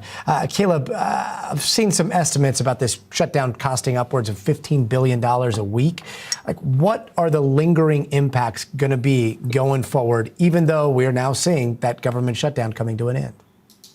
Well, the timing of it was not very good, as we're in the fourth quarter right now, a critical period for retailers, a critical period for spending in general, as families were potentially planning on making holiday travel plans. We know what's been going on in the airports. If you've traveled lately, you know what's been going on in the airports. So people may have canceled their plans, but we've also seen a blow to the people that haven't been getting paid. That's the furloughed employees. They will get back pay, but that doesn't necessarily mean they're going to go spend what they were going to spend if they got in their regular paycheck. So you have that people may be concerned about a potential another government shutdown after January 30th. That could be in the back of people's minds, though people will get paid back in full. It's a confidence blow to the economy overall, and it also costs real money, about 1.5% of GDP for the fourth quarter, if you believe the CBO estimates. And I do want to talk about some ideas that have been floated around by the president, because I have a feeling that we might hear more of them tonight during that press availability in the Oval Office. One of them is this idea that Trump is floating around about giving people $2,000 as sort of like this stimulus/tariff bonus. What kind of effect could that have on the economy?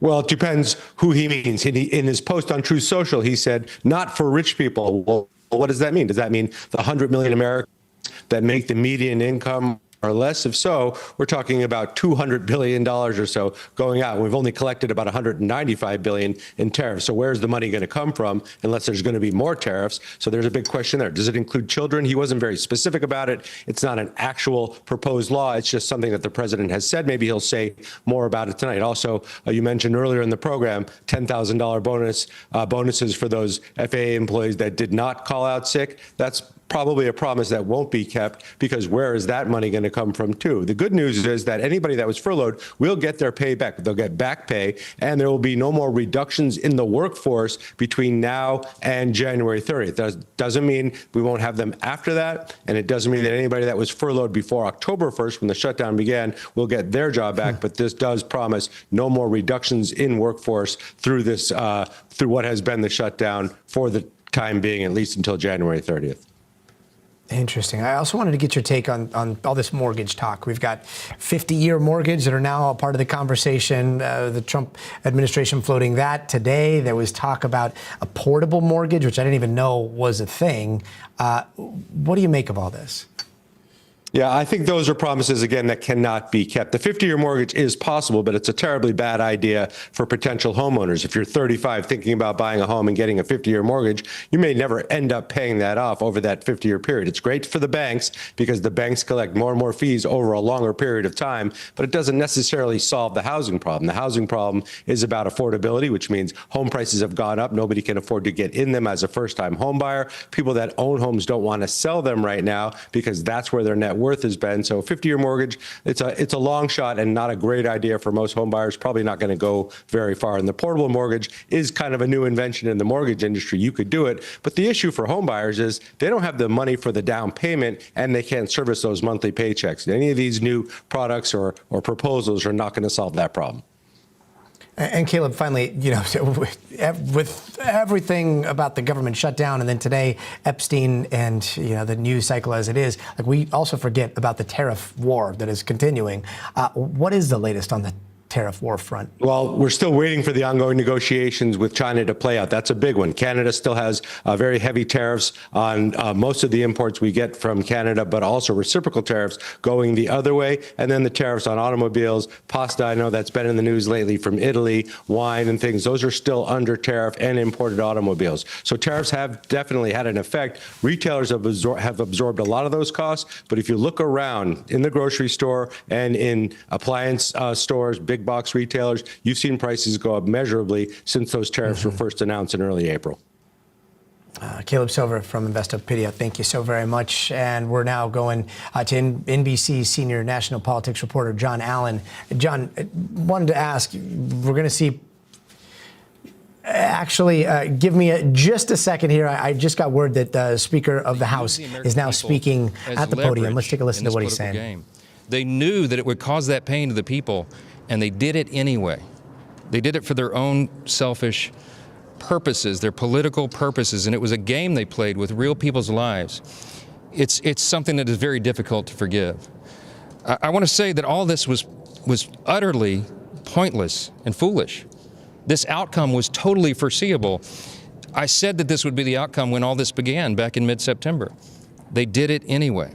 Democrats admitted that they used the people as leverage, and they got nothing for their selfish political stunt here. They didn't achieve anything with this at all. And anyone who studied history would know that shutdowns never yield any positive result. It just hurts people. I said on the House floor a little while ago that we did all this in good faith. From the very beginning, I was insistent about this. Our leadership team was. The Republicans did the right thing. We had a nonpartisan continuing resolution. We didn't have any Republican priorities on it at all. We just said, in good faith, let's keep the lights on. Let's keep this going for another 7 weeks so that the Congress can do its work, so they can get back to the regular appropriations process, the way that it is supposed to be done for the people, so that we're good stewards with their money. That hasn't been done here in a long time. And we said we want to get back to that. Now, I'm pleased that tonight on the CR we had 3 appropriations bills that we'll send over to the president's desk in just a short amount of time tonight to get signed into law. That's an innovation too. As you all know, it's been years since Congress actually did separate appropriations bills. I'm proud of that achievement, but I'm really sad that it took us so long to get here. There was so much pain that had to be endured to get to this point. Voters are going to remember which political party played games with their lives. They're going to remember that they did this for their own selfish purposes so that they could look tough to the radical elements of their base, and real people suffered because of that game. So now that we've got the lights back on, we've got the government reopened, the president will sign that triumphantly tonight, and Republicans will get right back to the work that we promised the American people that we will do. We're going to deliver for the American people, as we have been doing. And I'll leave you with this thought. There's a split screen in America right now. There's a split screen. On one side of the screen, you have President Trump and the Republican majorities in the Congress and the Senate and the House doing the work for the American people. Look what we've achieved in the first 10 months of this year. You can make an argument that it's the most productive season for a new Congress and a new presidency, a new administration, at least in the modern era, maybe of all time. Just in this short amount of months, we got the border secured. We fulfilled that promise. We are working on the crime crisis around the country. We have new trade agreements. We have a return to American energy dominance. We have cut taxes, the largest tax cut in U.S. history in a literal sense. We're cutting regulations. We're ending fraud, waste, and abuse out of government. We're shoring up the safety net programs like Medicaid so that it's there for the people that desperately need it, and it is not being abused by illegal aliens and by young able-bodied men who are not eligible to receive that. We are doing all this good work. The president, meanwhile, is using his authority to change the world, literally. He has ended 8 wars around the globe. All of this is happening on the Republican side and so much more. That's on one side of the screen, and on the other is the Democrat Party. And what have they done? What do they have to show for the last 10 months of government here? They shut the government down. They voted 15 times to close the government and exact that pain on everyone. We can never forget that. They haven't achieved anything beyond that except pushing ICE officers around and really spurring on political violence. So I want to say that there's a reason the Democrats are in disarray right now. There's a reason they don't have an identified leader of their party. There's a reason that their favorability, even amongst those in their own party, is at lowest of all time. They don't have a platform, a principle they can defend. They don't have a leader, except for Mondami, who's the new mayor of New York City and leading the party into Marxism and socialism. I think everybody should consider that split screen. I think you should look at it truthfully and honestly and objectively. And I think you can evaluate for yourself which party's working for the people. We're anxious to get that done, to work on health care and affordability and all the issues, to continue doing what we've done. And we look forward to rolling that out for you in the next several days. A few questions, yes? You said earlier that you would repeal that FBI provision that's in the bill right now. Do you have assurances from Leader Thune that he will bring it up in the Senate? I did call Leader Thune this morning. I want to say that he's a principled leader. I've enjoyed working with him. We've got a great working relationship and a good friendship. He's a trustworthy, honest broker. And that's why I was so surprised when we found out about that provision. It was put in our clean CR at the last moment. I'm just be honest, I'm very transparent with you all. I was very angry about it. I was. And a lot of my members called me and said, did you know about it? We had no idea. That was dropped in at the last minute. And I did not appreciate that, nor did most of the House members. Many of them are very angry about that. So we will be bringing that up. We'll probably pass it on suspension early next week, and we'll send it over to the Senate. I had a conversation with Leader Thune early this morning about it. I think he regretted the way it was done, and we had an honest conversation about that. I didn't ask him for any commitment at that time because I had a lot on my plate today, and I've been busy ever since that conversation we had early this morning. But I'm going to speak as truthfully to him as I am to all of you and tell you that I think that was way out of line. I don't think that was a smart thing to do. I don't think it was the right thing to do, and the House is going to reverse it. We're going to repeal that, and I'm going to expect our colleagues in the Senate to do the same thing. Mr. Speaker, you said that you're for full transparency. So why not just urge all your Republicans to vote for this massive Connell bill on the Epstein files next week? Put out all the files. Let the American public judge for themselves what these files are all about. Thank you for asking the question. We have been for maximum transparency of the Epstein files from the very beginning.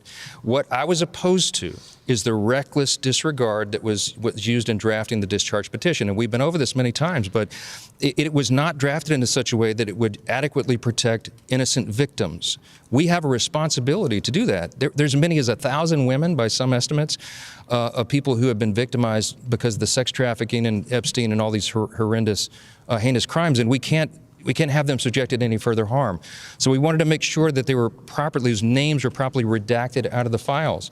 But the discharge petition is not only reckless, it is also a totally moot point. The Oversight Committee has been working, as you all know, around the clock, working on this. And you have some of the toughest members of Congress on the Republican and Democrat side who are working in bipartisan fashion to go through and release those files. As we stand here tonight, I think we're up to over 50,000 pages of records that are out in the open. You can go online tonight if you're at home and go through it yourself. And the Epstein estate files thus far has been the biggest tranche of important information. We found that outside of the scope of the discharge petition because it was never even anticipated or included in the discharge. The Oversight Committee, well, let me finish. The Oversight Committee has been digging into that, and some of the most valuable information was in the estate files. It includes Jeffrey Epstein's own personal logs, his travel logs, his financial ledgers, his daily calendar. All this is now out in the public, and more is to come. Chairman Comer of the Oversight Committee has done an extraordinary job. You have, again, some of the most notable members in Congress working on that around the clock, and they will continue to have full disclosure. I want to say this tonight, and I think this is a shame to a lot of the Hill Press Corps. I'm not going to name any of you by name, but I haven't seen many stories written yet about the fact that we put the discharge up for unanimous consent on the floor tonight. The Republicans I, the Speaker, and the Republicans asked for unanimous consent to just go ahead and pass the discharge, because I think it's a moot point, the Democrats objected to the unanimous consent. Nobody's written a story about that. That's stunning to me. How can you miss that? If it was about transparency, if it was about full disclosure, there's two questions you should ask every Democrat in the House and Senate. Why didn't you bring this up during the 4 years of the Biden administration when the Biden DOJ had all these records the entire time? Nobody ever said a word about it. They didn't care. Now it's the biggest thing in the world. Didn't matter at all when Joe Biden had the files. And secondly, if they're for transparency, and they really want all this to be out, and there's such this urgency, then why did they vote down the unanimous consent to pass the discharge petition tonight? I can't answer that question, but they should, and every one of you should ask them about it. Yes. Thank you. There are several members. On that note, let's get over to NBC News senior national politics reporter John Allen. John, you know, it's such a remarkable day. We're seeing the end of the government shutdown, and we are seeing the cloud of Epstein over all of this. You heard the House Speaker right there talking about this discharge and his move to attempts, at least, to put this on the House floor. I mean, all of that is coming on a day in which we now understand that the president and the Trump administration was meeting with at least one member of Congress and Pam Bondi to try to put a little bit of a kibosh on the talk of Epstein. What do you make of all this today? Well, number one, if you're the White House and if you're Speaker Johnson, you should be focused on, you would like to be focused completely on the government reopening here. But you've spent a lot of today concerned about the Jeffrey Epstein story. And the reason they're concerned about it is the same reason that the House members were able to put together 218 signatures on the so-called discharge petition, which basically forces the leadership to bring a resolution to the floor when the leadership doesn't want to, and the leadership didn't want to, Speaker Johnson and others. So all that is to say that basically there is bipartisan support for releasing all of the Epstein files from the Justice Department. We have not seen that. We've seen some that the Justice Department turned over to the House Oversight Committee in the past, but there's not been a full revelation. And you see calls from that, not only from Democratic members of Congress, but a handful of Republican members of Congress, and a lot from MAGA-based supporters. A lot of Donald Trump's own base has been calling for this for many years now. Yeah, I mean, so are we seeing the House Speaker basically being forced to put this on the calendar in the near future here? Or, I mean, it does seem as though he is falling somewhat in line with those that are calling for transparency. Is that what you see, or do you see that he is trying to side with the president here? All of the above. And this is the devil of politics if you're the Speaker of the House. He's got the president on one side. Certainly, the president says he wants transparency, but his actions suggest otherwise. The Speaker says he wants transparency, but his actions have generally suggested otherwise. But the majority of House members have the ability under the rules to override the Speaker and basically force legislation onto the floor. The problem for Johnson is not just the handful of Republicans who have signed on to this discharge petition, which, by the way, is seen as a traitorous act when a majority party member signs on to one of these discharge petitions, but it is a number of other Republicans that we would expect will vote in favor of forcing the Justice Department to release the Epstein files. So he's basically between a president and the majority in the House, and he, of course, runs the House, but tries to do what the president wants, and so we've seen him kind of flounder a little bit. First he refused to seat a newly elected Democratic member of Congress for several weeks in order to avoid this fate. Now, finally, today he tried to bring up under unanimous consent, or one of his colleagues did, the legislation, and the Democrats basically objected to it. They would like to see the Republicans vote on which ones of them want to actually open it up and which ones of them do not, because a unanimous consent request, had it gone through, there would be no recorded vote, and the public would not be able to see who wanted to hide the Epstein files and who wanted to have them released. Yeah, I mean, I guess to sum it up, like, I've never seen lockstep and division happen on the same day within hours of each other, like we've seen today. Turning back to what we're seeing with the government shutdown, like there have been so many hot takes out there, everything from the Democrats totally got played and got nothing out of this deal to maybe this is going to hurt Trump and the Republicans in the new year if premiums do shoot up. How do you see this playing out in the long term past December? Let's start with the short term. In the short term, and there may be many reasons for this, but in the short term, you've seen the president's approval ratings go down during the shutdown. Most of the polling organizations, most of the independent polling organizations have shown him basically at his lowest numbers. I think the Associated Press has him at about 37 or 36% approval rating.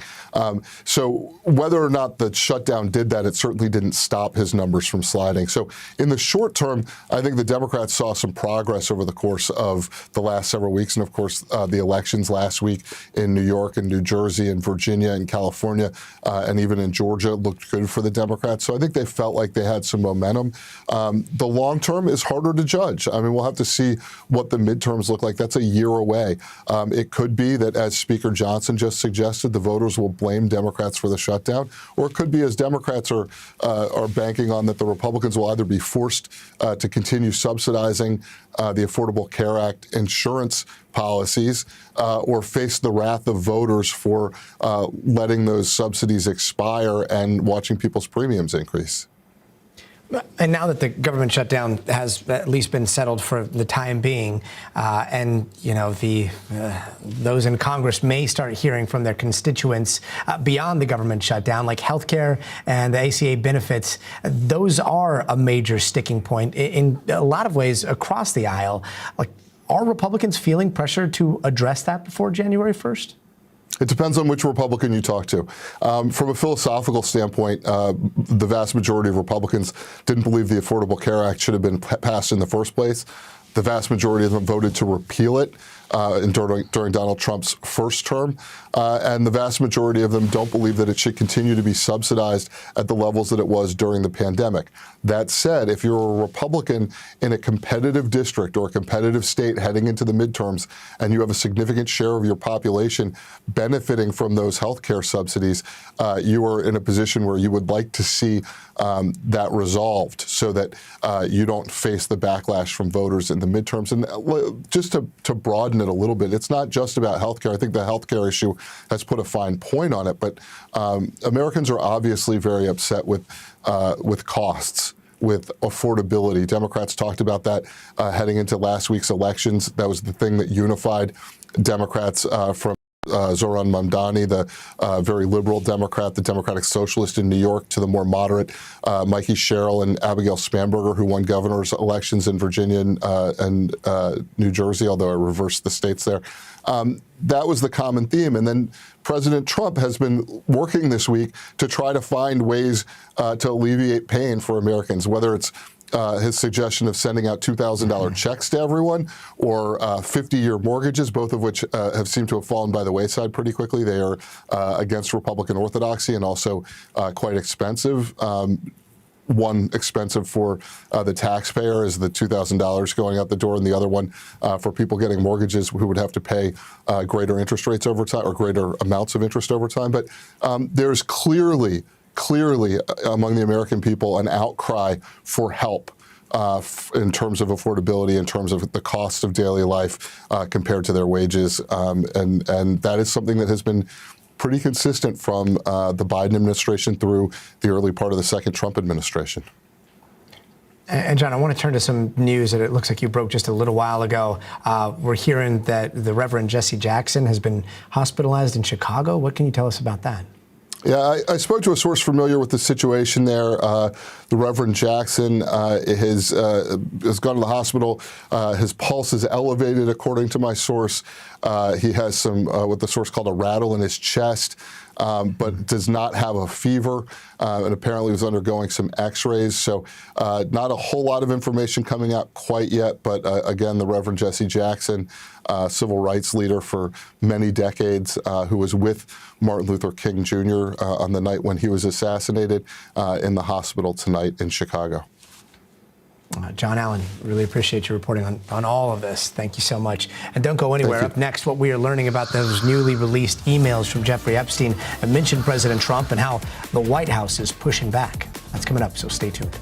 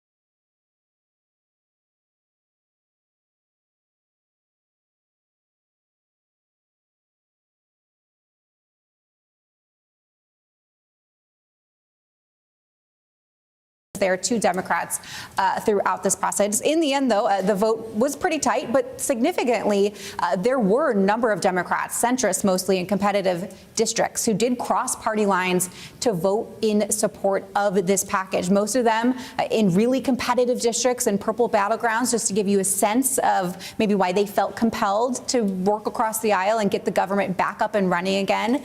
And then there were 2 Republicans who voted against it. One of them, Thomas Massey, he pretty much votes no on all funding bills, so he wasn't terribly surprising. But then there was another member who was not initially on our radar. His name is Greg.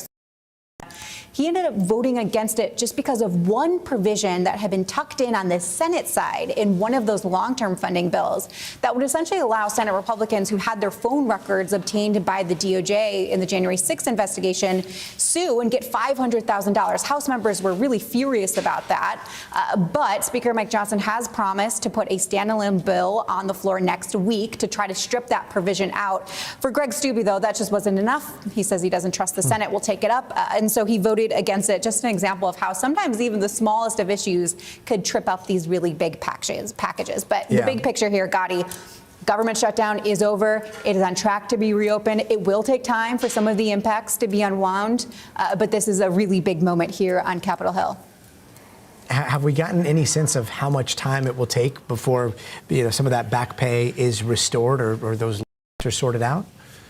Yeah, it really depends. I mean, will get their next paycheck whenever that is. It really depends on where you are in the federal government when you get paid. So that varies by person to person. But in terms of back pay, that will take some time to process. It's also unclear when those layoffs will be reversed. If you're a SNAP recipient, there's also a question of when your EBT cards will be loaded. Some of that money had been starting to be dispensed already to states because there was a court battle with the Trump administration. There's a lot of whiplash around that about whether they were going to get paid or not. But even though the states are getting that funding from the government, it still takes time to dispense that funding. And then air travel, that's something else. Of course, we've seen so many air travel delays because of the flight cuts that were put in place starting over the weekend. But those flights were already baked into the airline schedules. So it actually takes some time to be able to return to normal in a lot of these airports around the country. So the shutdown might end tonight, but the consequences are still very much lingering all around the country.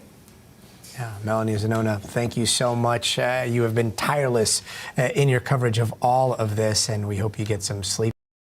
And that is going to do it for our coverage right now of the government shutdown. We're going to return a little bit later this hour when President Trump is expected to sign the bill ending the shutdown from the Oval Office. But until then, we're going to bring you back to Top Story with Tom Yamas, already in progress. Emails from Epstein himself that named President Trump. NBC's Gabe Gutierrez has that part of the story tonight. Tonight, the White House is pushing back after House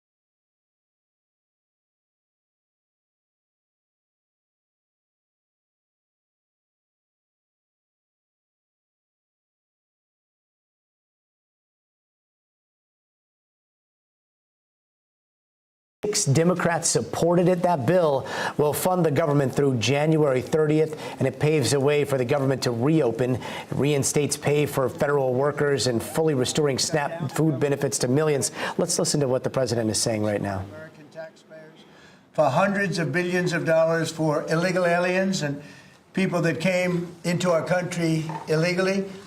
From gangs, from prisons, from mental institutions. They wanted to pay them $1.5 trillion, which would have really hurt our healthcare businesses and our recipients at levels never seen before. Today, we're sending a clear message that we will never give in to extortion, because that's what it was. They tried to extort. The Democrats tried to extort our country. In just a moment, I'll sign a bill exactly like we asked Democrats to send us all along, many days ago. This cost the country $1.5 trillion, this little excursion that they took us on. Republicans never wanted a shutdown and voted 15 times for a clean continuation of funding. There's never been a time when one or the other party ever didn't sign a continuation. It's just a continuation, not a big deal. It's a continuation, and we'll talk later. Yet the extremists in the other party insisted on creating the longest government shutdown in American history, and they did it purely for political reasons. I want to thank Speaker Mike Johnson, Senate Majority Leader John Thune, as well as House Majority Leader Steve Scalise, Majority Whip Tom Emmer, and numerous other great Republican leaders and congressmen and senators who are here and who frankly spent a long time in Washington getting this thing to go away. I also want to thank the broad coalition of Americans that stood with us in this fight to reopen government, including the Teamsters, the American Federation of Government Employees, the Fraternal Order of Police, AMVETS, the National Small Business Association, the American Farm Bureau, the American Trucking Association. These are all incredible patriots. The Airlines for America, the Allied Pilots Association, the National Air Traffic Controllers Association, and many others, unions and non-unions. Over the past 7 weeks, the Democrats' shutdown has inflicted massive harm. They caused 20,000 flights to be canceled or delayed. They departed so many times, so late. People were hurt so badly. Nobody's ever seen anything like this one. This was a no-brainer. This was an easy extension. But they didn't want to do it the easy way. They had to do it the hard way. And they look very bad, the Democrats do. They deprived more than 1 million government workers from their paychecks and cut off food stamp benefits for millions and millions more Americans in need.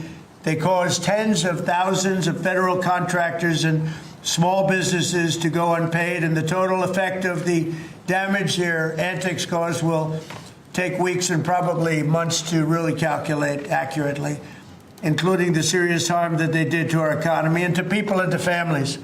So I just want to tell the American people, you should not forget this. When we come up to midterms and other things, don't forget what they've done to our country. I also want to call for a termination to the filibuster so that this can never happen again.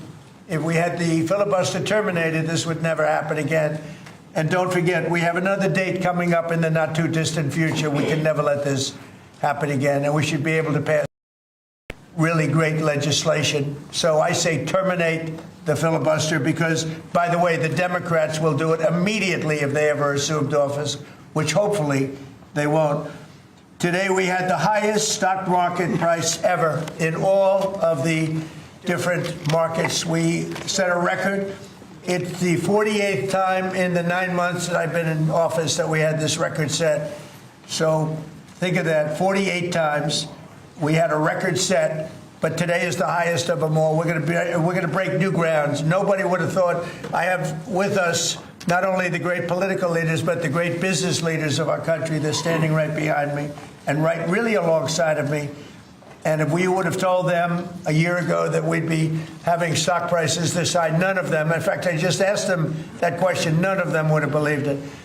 And that inures to jobs and, very importantly, to 401ks, which have also set a record today, a record high for the people that have 401ks. And also, I want to thank Walmart because they came up with a fantastic study It was the cost of Thanksgiving coming up and the cost of Thanksgiving from a year ago under Sleepy Joe Biden. And we're 25% lower this year than we were a year ago. And it's a very inclusive report. So I want to thank Walmart. They've done it for many years, but we believe in that, and we believe in that company. I want to also thank the 8 Senate Democrats who finally did the right thing in voting to end this craziness, this madness. But unfortunately, the vast majority of congressional Democrats were happy for millions of Americans to suffer. They really did suffer, too. And the Democrats admitted, they said, well, no, we finally have a point. Even though people have to suffer, we finally have a point. And that didn't work out too well for them. But they really went out and they could appease the fringe benefits of their far-left base. But that didn't work out because now their far-left base is angrier than ever before. We actually elected a mayor of New York City who happens to be a communist. When was that going to happen? Remember, I said all the time during my campaign, we will never be a socialist country. And that's right. We turned out to have a communist in New York City.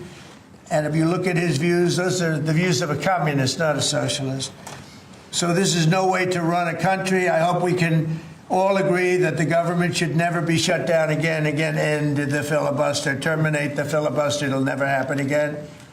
So with my signature, the federal government will now resume normal operations, and my administration and our partners in Congress will continue our work to lower the cost of living, restore public safety, grow our economy, and make America affordable again for all Americans. Again, costs are way down. Energy is way down. Gasoline is at $2.50 a gallon versus $4.70 for the Democrats. And we think we're going to hit pretty close to $2 a gallon. That's like a really massive tax cut. It's the equivalent of that. And speaking of tax cuts, our great, big, beautiful bill is giving everybody in our economy, middle-income workers, low-income, everybody, the biggest tax cut in the history of our country. And it's no tax on tips, no tax on Social Security, and very importantly, no tax on overtime. You work overtime, there's no tax. That's among the things that add up to the biggest tax cut in history. And one other thing, you hear about rich people with deductions. Well, when you buy your car and you borrow money, you're allowed to now deduct the interest on that loan. So you can take that interest deduction, and what you can take is that interest payment and deduct it for income tax purposes. That's a tremendous tax cut right there. But it all includes fixing the health care system that Democrats broke with the disaster known as Obamacare. Obamacare was a disaster from day one. It's done nothing but go up. And if you remember President Barack Hussein Obama, when he came up with this crazy idea, he said everything's going to be great, rates are going to go down, payments are going to go down, everything's going to go down. It went the exact opposite, with the biggest increase of healthcare in any country. It's a disaster. And I'm calling today for insurance companies not to be paid, but for the money, this massive amount of money, to be paid directly to the people of our country so that they can buy their own health care, which will be far better and far less expensive than the disaster known as Obamacare. And I've had, I think, great support. I've even had Democrat support. So we want the money that would be going to the insurance company, which is hundreds of billions of dollars. Their stock prices have gone up by 1,000% in many cases, 1,000% over a short period of time, because our country stupidly pays them so much money with this Obamacare scandal. So I want the money to go directly to you, the people. And you go out and you'll buy your own health insurance, and you'll negotiate different plans, and you'll get much better insurance, and you will be an entrepreneur for yourself. So I'm always willing to work with anyone, including the other party. We'll work on something having to do with health care. We can do a lot better. We can do great. So much money is involved, and we're willing to pay so much money to the people. So we're going to pay a lot of money to the people. They're going to go out and buy their own health care, and we're going to forget this Obamacare madness. So with all of that, I just want to tell you the country has never been in better shape. We went through this short-term disaster with the Democrats because they thought it would be good politically. And it's an honor now to sign this incredible bill and get our country working again. Thank you.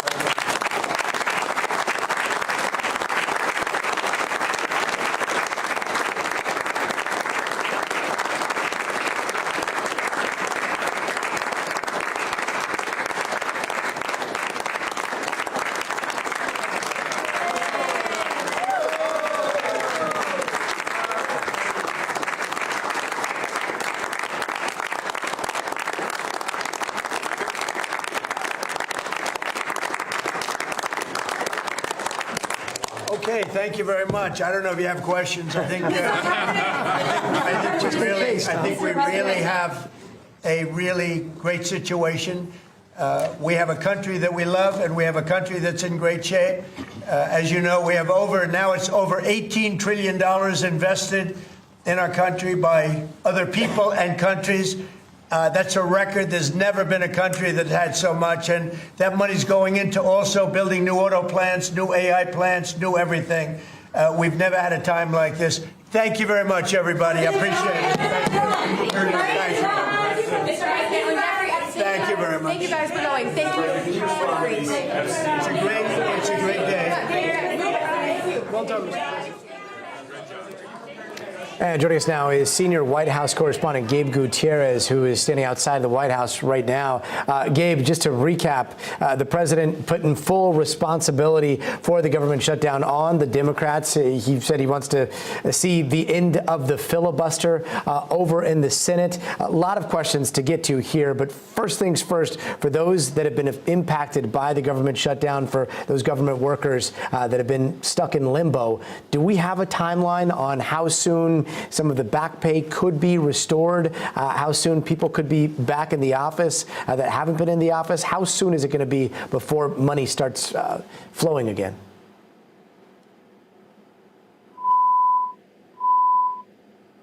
That agencies have already begun telling those federal workers to come back to work starting tomorrow. Now, as for when their full back pay will be handed out, we're out to the Office of Management and Budget and have not heard exact details on when that will happen. But I want to go back to the event that we just saw right there in the Oval Office, a rare nighttime appearance by the president, surrounded by his supporters in the Republican Party, as well as some business leaders that had been here for a private dinner. Significantly, Gotti, as you mentioned, yes, the president blaming the government shutdown squarely on Democrats, but something else as we look forward to potentially the next fight here, the president railing against Obamacare. That's something he's done before, but really stressing that he wants the Republicans to, quote, forget this Obamacare madness, suggesting that the next battle that we have ahead of us, with Democrats agreeing to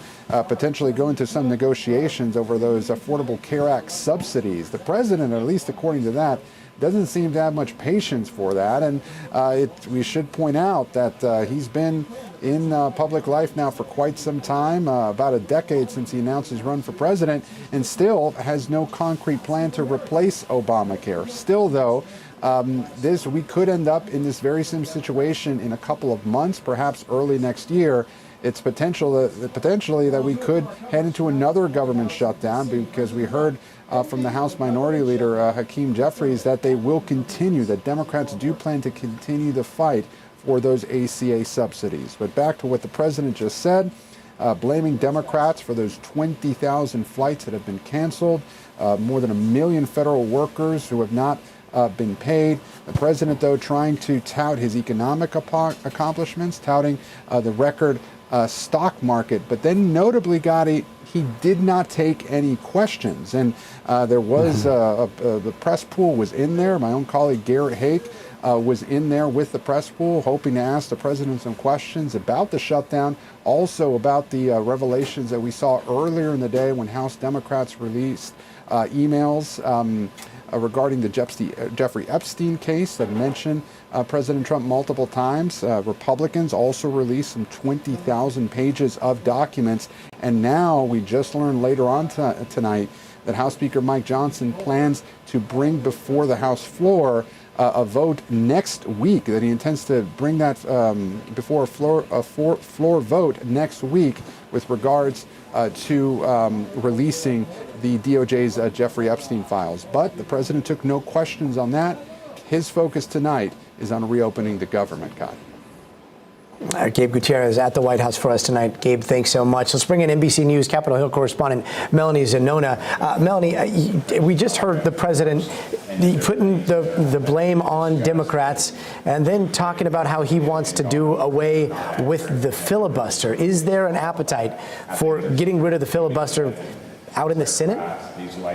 There is zero appetite in the Senate right now to get rid of the filibuster. This is something Trump has been calling for a long time, including in his first term. He started really calling for it again as the shutdown was dragging on. But in reality, those calls only really facilitated the fact that Republicans felt even more of a need to try to resolve this stalemate in another way. And that is ultimately what happened. They did give some minor concessions to Democrats. They agreed to allow a floor vote in the Senate on extending Affordable Care Act subsidies. They also, along with the White House, agreed to give workers back pay. That's something that's guaranteed in this deal, as well as reversing the layoffs that were initially instituted in the beginning of the shutdown. So that's ultimately the package that passed this evening in the House. But in terms of the filibuster, it is not going anywhere anytime soon. We'll see how long that lasts in future years, especially as some of these older sort of institutionalist members like Mitch McConnell get replaced with younger members. And by the way, this is not just a Republican debate. Democrats have debated this as well.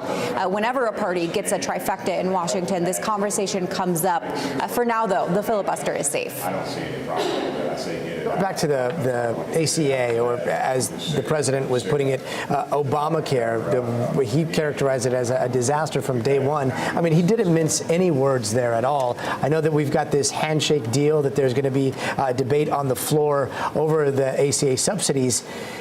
But it doesn't sound like that's at all what the president's thinking here. Is there a framework that you've seen, or is there some sort of legislation to overhaul health care in a way that I believe he said something along the lines of like wanting the money to go directly to the people as opposed to the insurance companies? Like, is there a path for that, or are those just words right now? It's complicated. I would say as far as the ACA subsidies, it looks very unlikely at this moment anyway that something is going to be able to pass both chambers and also be signed by Trump. I was really struck by just how hard he went after Obamacare and the subsidies, suggesting that there is no compromise when it comes to extending those tax credits, which are expiring at the end of the year. Nonetheless, Democrats in the Senate, they get to choose what bill they put on the floor in December as part of this handshake agreement. They are in active conversations right now with Republicans about what could potentially win over some of these Republicans, whether that's changing the eligibility requirements, lowering the income caps. They are trying to find a solution that would get enough Republicans on board. But when you have President Trump coming out so strongly, like he did just moments ago, saying enough with this Obamacare madness, I think was the direct quote, it makes it very, very hard to pass something. And that's not even talking about the House, where Speaker Mike Johnson at a press conference just an hour ago really dismissed the idea of extending those Obamacare subsidies. Instead, they are starting to talk about alternative proposals, like, for example, health savings accounts, where they try to put money in people's pockets so they can pick their own health insurance plans. But even that is complicated. And we were talking to health experts about just how viable something like that is. And really, it would dismantle the entire system. So there's a lot of questions. I do think, though, that the ACA subsidies are not looking good in terms of being expired at the end of this year. Yeah, interesting, especially since that was the main sticking point, to see the president hammering that so viciously in what we just saw. Melanie Zanona, thank you so much for all of your coverage of this historic government shutdown. That's going to wrap up our breaking news coverage. There is much more available online at NBCnews.com. We'll have much House floor from here until the next 12 minutes. The only thing that could take this down is if too many Republicans vote against it. I mean, we have, like I said, talked to some of the usual suspects, and most of them are voting for it. There are a couple wild cards out there. Thomas Massey, for example, I talked to him just moments ago. He voted against the last